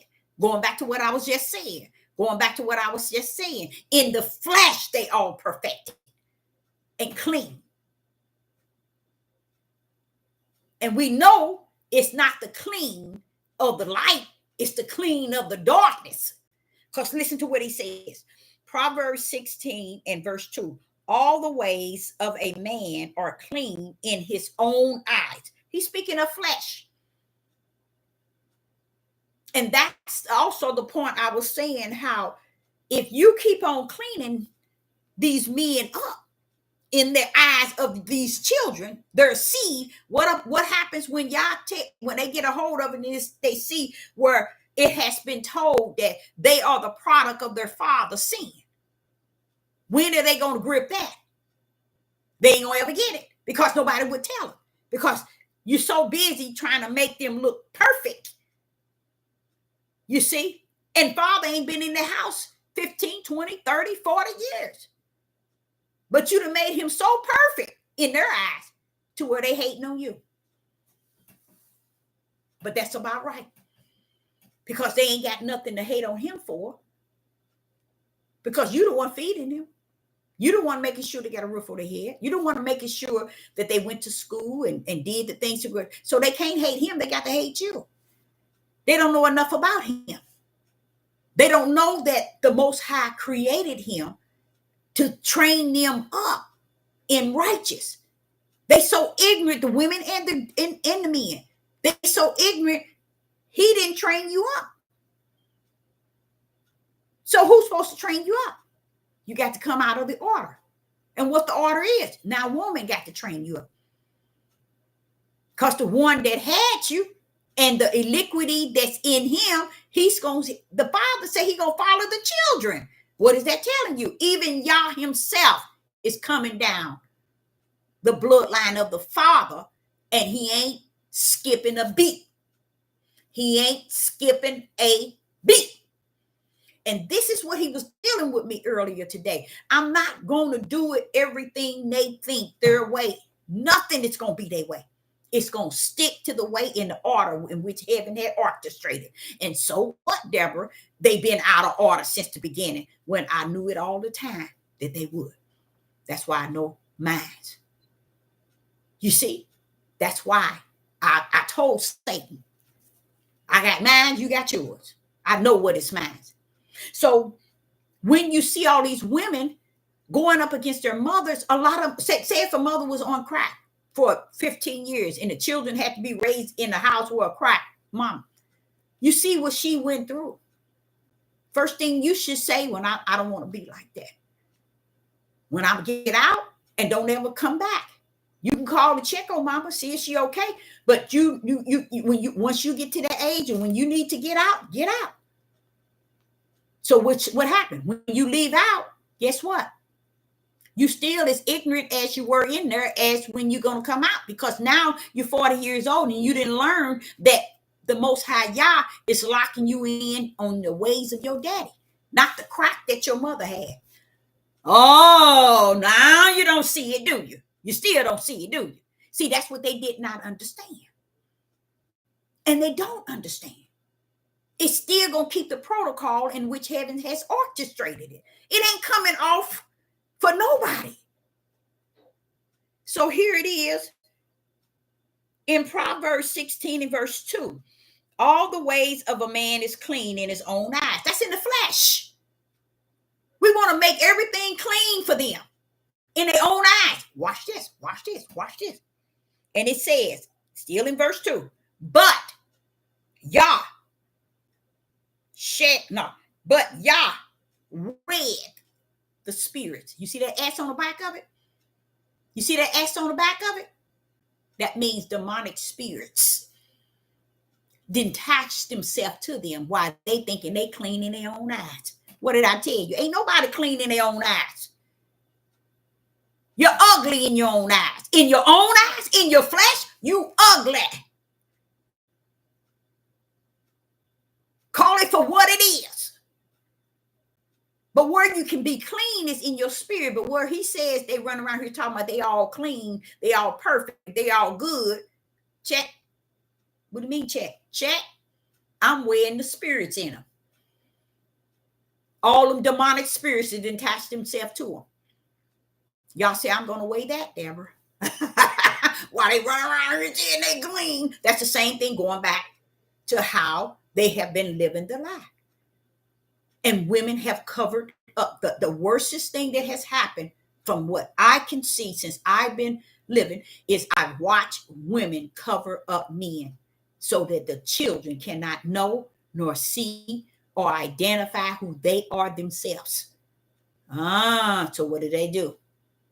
They based their life being ruined by a mother and not the father. Why? Because the mother was the one that had to wake them up for school, raise them, feed them, clothe them, take them to the doctor's office. So why would they hate the mother in this day and time? Because they never knew nothing about the father. Women hide that stuff over and over and over and over again. A woman can have a man in the house, birth the baby. A man in the house, alcoholic, beating her, birth the baby, baby come up thinking daddy all that answer, but will hate the mama that got beat. Even after she's seen when she got to be 15, mama constantly being beaten by daddy. She gonna love daddy, but she gonna hate mama. That's deep. The father said it. Mother against daughter, daughter against mother. And then when he pulled up with daughter-in-law, I said, hold up, now you going a little deep, ain't you? You ain't said father, you ain't said son-in-law, but you said mother. He said, because the daughter-in-law is always going to be trying to get that same level of love from her husband, which is the woman's son that he gives his mother. That's why. A lot of women marry men and they want to be able to master that love that a man might have for his mother. They want it for them. But they don't. The ignorance is they don't understand that that's a different love, baby. A man cannot love his wife like he loves his mother. You see what I'm saying? He can't. It's a different level of love. So you got to let what? What have we talked about? Give and gave. Give and gave. Let him love his mother and let him love you.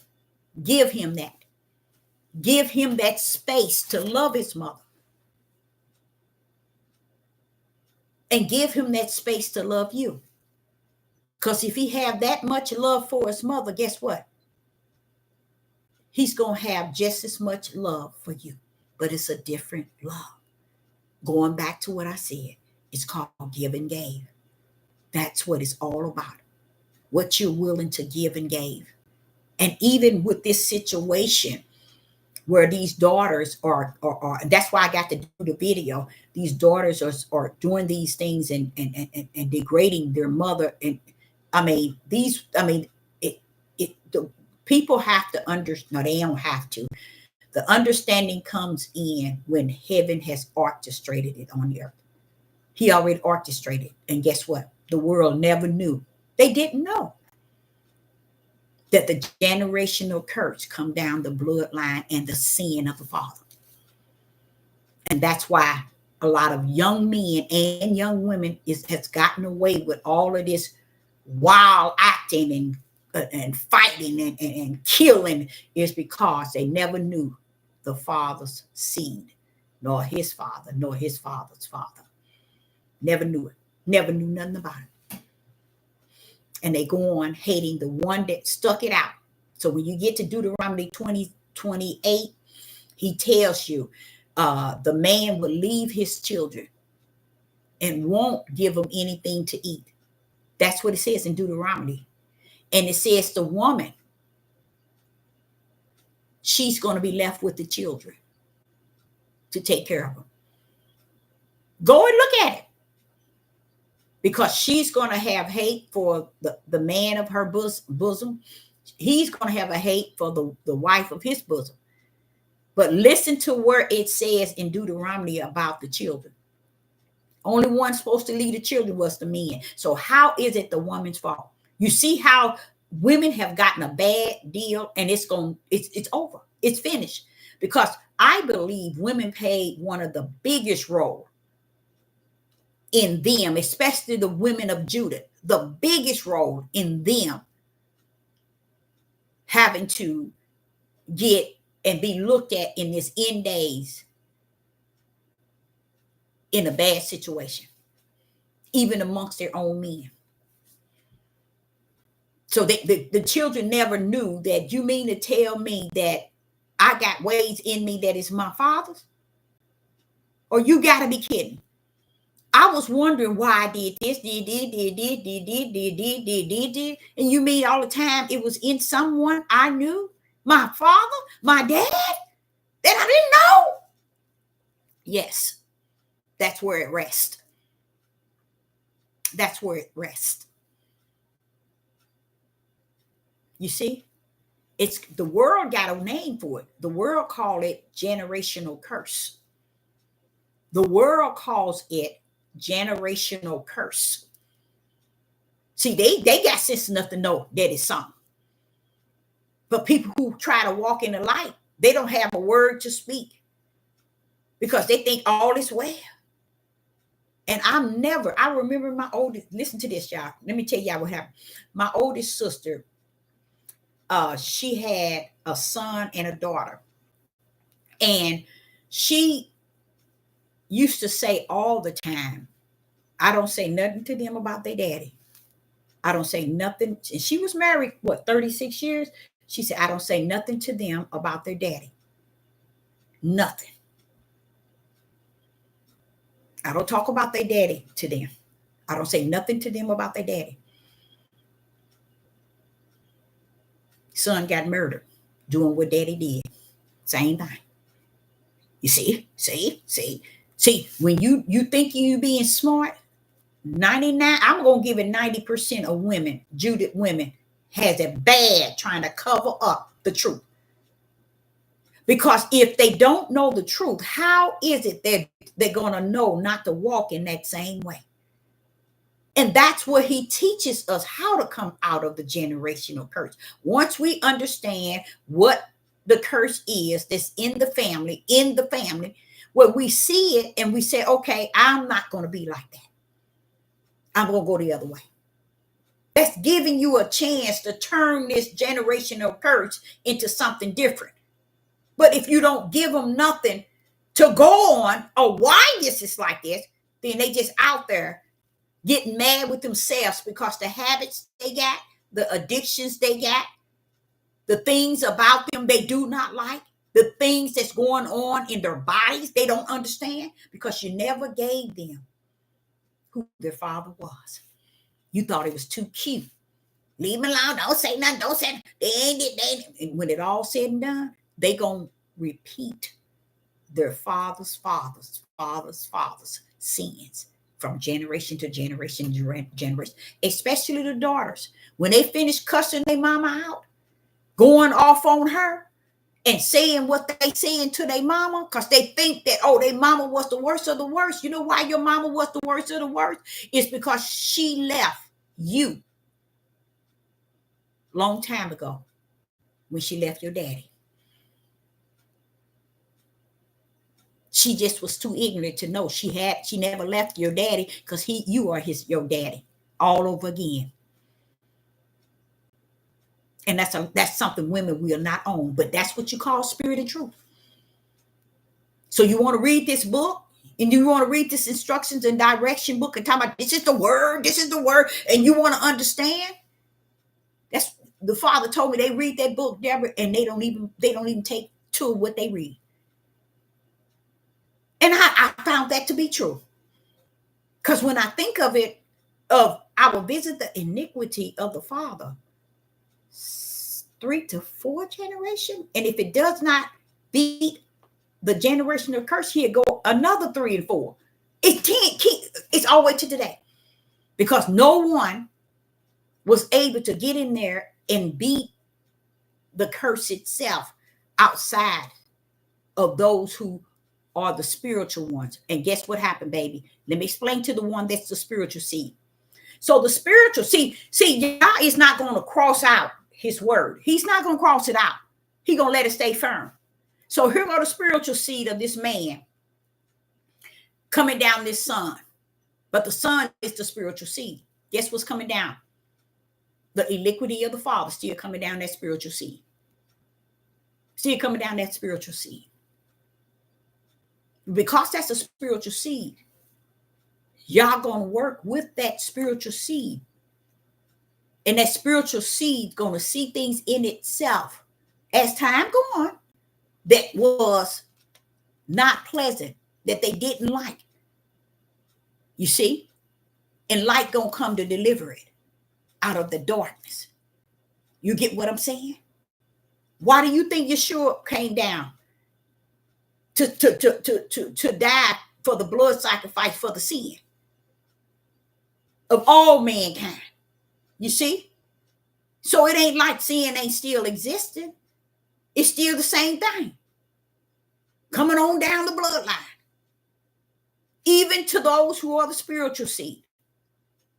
But the spiritual seed, once they have been activated by the Father for that time, the hour, the minute, and second, y'all activated, it could be that man now 30 years old. But he's going to break that generational curse. And it's going to stop with him. Now, it might go through the other brother and the sister, but it's going to stop. It's going to stop with him. That means his children are not going to take their his daddy's iniquity 3 to 4 generations, because he stopped it. Well, who stopped it? The spiritual seed. The spiritual seed. Did the spiritual seed still have daddy's ways? Yes, because y'all ain't about to cross out what he said. You still gonna come down. Because why? Why can't he cross out what he said? Because Deborah, they still flesh. That's what a sin coming. That's my spiritual seed, but they still flesh. They doing the sin of the forefathers, the iniquity of the forefathers through the flesh. So that don't change the curse not coming to him because he's spiritual seed. But the spiritual seed gonna get victory over that curse. And when he has children, guess what? It ain't gonna roll over into his children. Praise the mighty Yah. It's not gonna roll over because he didn't conquer the generational curse. He froze it right there through his bloodline. The spiritual seed. He didn't go he saw ways in him. He didn't know where he got it from. He don't know where they come from. But they wasn't good ones. Nobody had the sense enough to say, bro, what about your father? When I ain't seen him, last time I seen my father, I was 6 years old. Man, I'm 45 now. Boy, I couldn't stand to have that way, this way, this way. That's because you are the spiritual seed. But you're owning the fact that there was something going on that was not pleasant, that you did in your flesh, that was wicked and evil, and you couldn't shake it. You own that thing. That's what it's all it's about, owning that thing. And you beat the generational curse. It end with you. It stopped right there with you. Now, it might come down your brother, your sister, but it stopped you from your children. That's how it cuts out. Same way homosexual. That's how it came down. So when y'all be running around here, running y'all mouth talking about you can't be born, shut your mouth. How you gonna get from Genesis all the way to today? How did they get? How did homosexual get out here? Flu? Wake up! That's the sea of the sin of the forefathers coming down the children 3-4 generations. That's y'all want to lie. That's all y'all want to do is lie. It's the same sin. It's still the same iniquity of the father coming down the bloodstream of the father, like he said. He ain't gonna be wrong for you to be right. Who are you? I know it's better for me, Sister Deborah, not to say certain things like this here, because wait a minute, now we ain't gonna hear that. We ain't hear, who cares? See, that's the spirit and truth nobody want to hear, nor want to know. And it's going on right today. So even when I see people who having, children today, I say they don't even know nothing about what's coming down the bloodline. Nothing, none whatsoever. People don't care about that. They want to paint the pretty picture. But you know what I think, y'all? You know what I've learned? If you can take the good and the bad, you'll be a better decision-making person. You'll be so balanced. You see what I'm saying? When you can take the good and the bad and you can weigh it, you can do something, because now you know the good is there, you know the bad is there. Weigh that bad boy. You got something to weigh. But most people just want good in both hands and just weigh it. Oh, no, I know I got to have one of these. No. The reality is the bad will always outweigh the good. So what do? You balance that bad boy. Say, okay, both of them present. Which one is going to have to let go? But nobody wants to own the bad. They want to own it. Oh, I don't want to hear bad. Oh, bad. You living in a fantasy. That's the key of the message that I'm pulling out about the daughters. I don't care how old they are. What happened? Let me set an example. Let's use me. When I was a little girl, I used to think about having children. I'm being honest.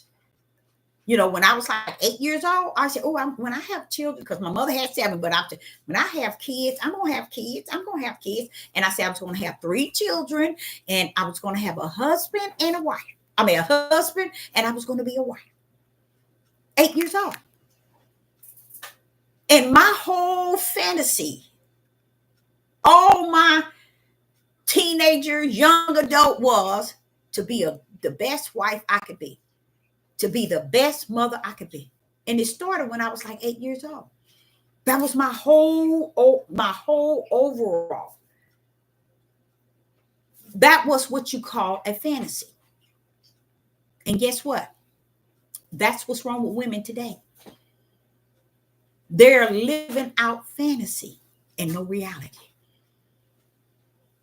They're living out fantasy and no reality. And they're comfortable. How did they get so comfortable? It's because they didn't wore it out so long to where it's become their standards of a family. Wrong.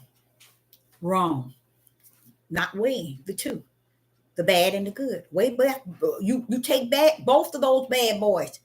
You can balance something, baby, when you can take the reality that is two. So you won't be putting everything good up here and then the bad is right here, really overweighing the good, but yet you're trying to make what's bad good and what's good bad. Pull that bad boy up and weigh to make a better decision. But no, a lot of these women that has this heart of hate for their mothers is because they lived on a fantasy island all these years.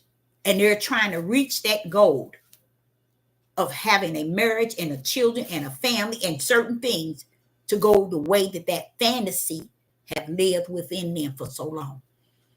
Even if they have to control it, manipulate it, deceive it to get it to be the fantasy of a lifetime.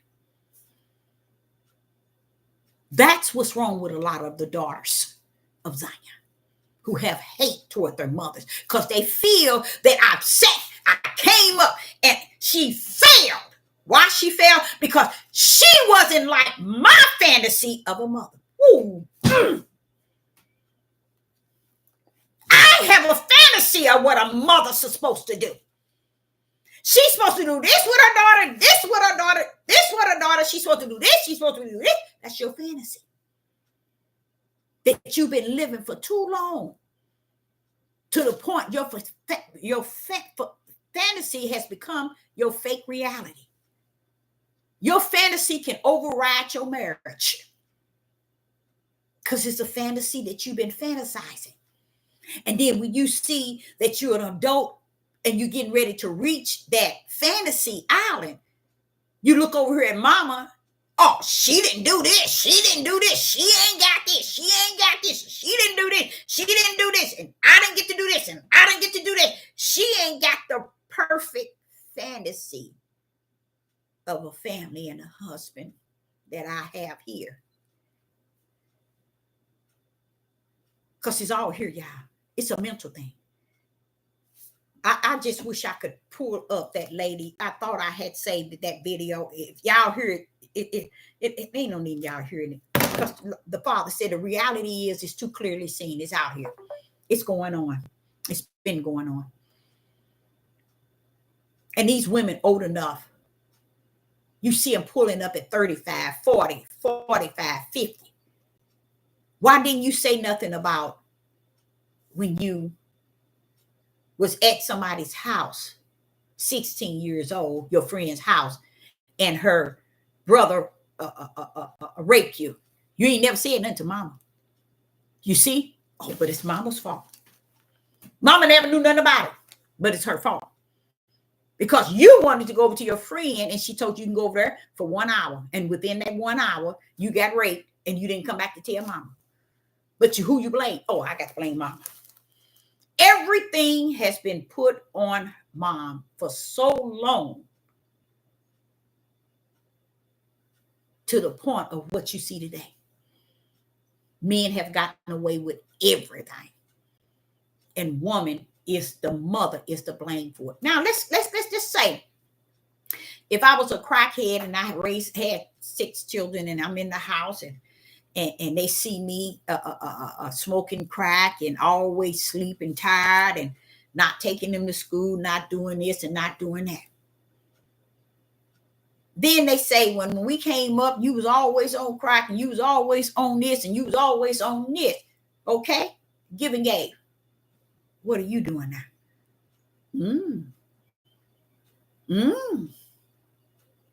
What are you doing? Okay, I was cracked out. I was on drugs. I ain't never smoked, y'all. I ain't never drink. I'm just giving that as an example. I was this, I was that.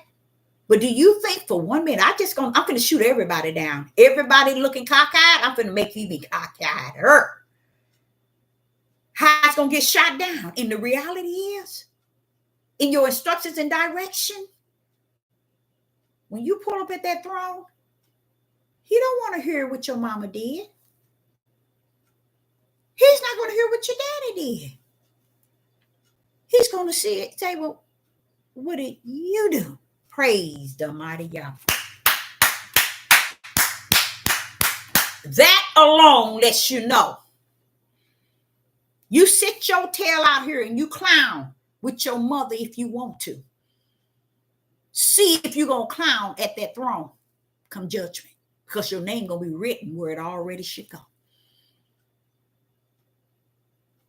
Because the first thing is going to go back to what he said. Because when man pull up, when his spirit pull up, he going to say, now you had 6 children, seeds. Did you train them up in the way? Well, no, I had to go to Susie Mae's house and take care of her kids. And you see, they ain't going to have nothing. Because they don't think they're going to have to answer to none of that. None whatsoever. And no one is even letting them even think that they're going to have to. See, everybody thinking that we'll cross that bridge there when we get there. But the Father want me to let you know it won't be a bridge for you to cross outside of the one that's taking you to the lake of hell. We all going to have to. You know what? Let me explain something to you. Judah nor Israel, nobody is going to have to blame nobody for where they are when they come to that throne. So why are you blaming somebody today for the choice that you made? A lot of women are upset because their fantasy as a little girl has not came true. They did not reach that fantasy level, and they blame mama because mama didn't show a fantasy outlook of what a fantasy I had for my life. If you got a fantasy for your life, you bring it forth. Your fantasy shouldn't have never been mama living your fantasy so you can live your fantasy. You better go find out who your daddy is so you can see which curse you got riding up and down you. The fantasy, and it, like I told y'all, 8 years old. That's a long time. Always fantasizing of my wedding. Oh, I'm going to have 3 children. I'm going to treat my husband like this. 8 years old. My life didn't go nowhere near my fantasy. Even the beginning of it. I turned that fantasy in a long time ago. But women are living that fantasy today. And guess how they living it out? By looking back and seeing who they can blame for themselves not reaching their fantasy. Not understanding. When your fantasy is that heavy on you like that, to where you blaming others because you didn't reach the fantasy, that's when you pull up as a narcissist. Because you're trying to force a way into living. Even if you got to blame someone else to make you feel you have not reached the destiny in which you have fantasized about. Pull up at that throne if you want to. He ain't gonna hear you.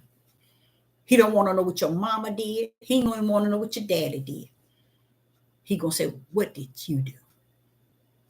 That's it. Because if he thought all the wrong and evil and wicked, oh, he can pull up Satan. Hey, come on, bring your tail here and stand beside her. You had her doing all this wrong, doing and this wicked. He knows Satan ain't got nothing to do with you. You your own worst enemy. You in your fantasizing. Women today is still hung up on their fantasy because they have fantasized way too long. It won't help you. Because the truth be told, if he put the seed in the man, the children are going to come and have ways of the man.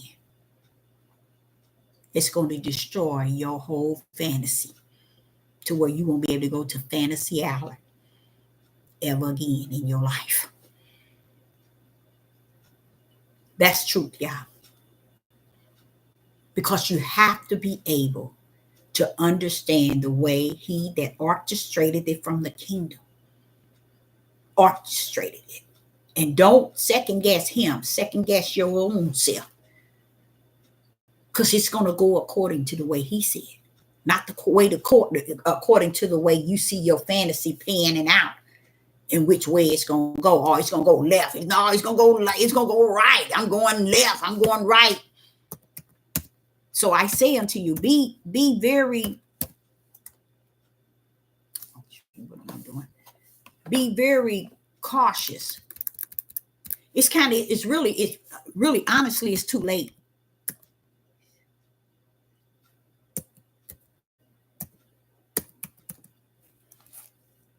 But it's just the word so that you can also repent if you saw it to be any other way outside. Because see, a lot of us are living on those fantasies. You see? A lot of us are living on those fantasies. And the men, they just lost with a cause and without. Because if they never knew the meaning of a father, they messed up from the floor up, and their whole family, all the seeds going down, is going to be messed up too. Because nobody want to say, oh, wait a minute, hold up, child, hold up. What's going on? Something wrong right here. You notice when he said, because of our forefathers, we are here in this curse. You see, that should tell you right then. If they did that at their father way back yonder, why are we paying the price? See, nobody don't believe it. It's because really, honestly, people are so far from anything that's light and truth. Because if he said, now, and listen how, see how deep this curse is, y'all. But we have to pay the penalty for our forefathers. And he ain't talking about Abraham, Isaac, and Jacob. He talking about a forefather that stiff-necked rebellion and disobedience since the beginning of time. But yeah, we say, oh no, he ain't talking about us. He ain't talking about our forefathers. It ain't the forefathers. And this is what the men should have been looking into. Something wrong with us, y'all. We in the curse. And it's because of our forefathers. We got to clean this mess up. No, they get worse than the forefathers. Even to today. They're worse than the forefathers. So they said, forget what you said about the forefathers and why we over here, we curse because we did this, we curse because we did this, we curse. So what? We're going to be worse. And that's what they did. That's what they did. I believe the ball dropped also in Genesis in the beginning, where men never knew their purpose. They never knew their purpose. They didn't know their creative, now let's say the creative purpose as a man. They had no idea that living was in them. Ooh, Debbie, you're going to get in trouble, girl. They never knew living was in them, even to today. They have no idea that the living was in you. So all that time you thought he was putting you up on a pedestal? No, he wasn't putting you on a pedestal. You know why he couldn't put you on a pedestal? Because you was gonna send all that living to be the way that you are. So what pedestal is he gonna put you on? They won't figure that out. They'll never figure that out. Right here today, 99.9 have no idea why the world in the condition that it's in. Just like we brought to this place because our forefathers, we don't even want to salute that bad boy. We don't even want to answer to that. These men of Judah, they wouldn't dare answer to that. They just want to skip over everything and say, we the people. We Abraham, Isaac, and Jacob. Yeah, but wait a minute. Hold up. Abraham, Isaac, and Jacob didn't get us where we at. They didn't sin to get us where we at. We need to bag that mess up and pull up the true forefathers. Who is he talking about? Stop using Abraham, Isaac, and Jacob. They didn't do stuff, or they didn't do these things in which we're doing today that's like to our forefathers. So therefore, we can't use Abraham, Isaac, and Jacob. Stop lying. But who are the forefathers he's talking about then?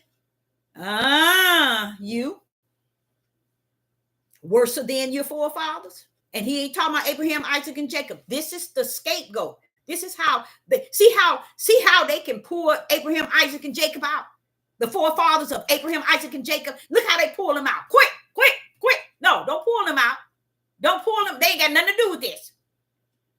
They ain't got nothing to do with this. Because they never been stiff-necked. They never been rebellious. They never been disobedient. So how you going to line them up to your ugly self?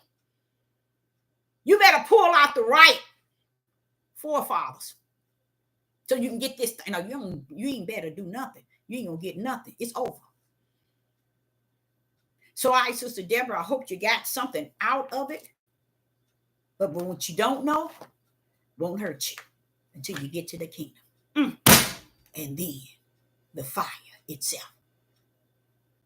I appreciate everybody in the live chat, and I dropped my new email so that anybody that's in the live chat can also email me, and I will give you the new page. Okay, so Sister Deborah would end this page with this message. This is the last video that's coming on this page. So Sister Deborah, salute you in the name of Ahaya. Shalom and shalom.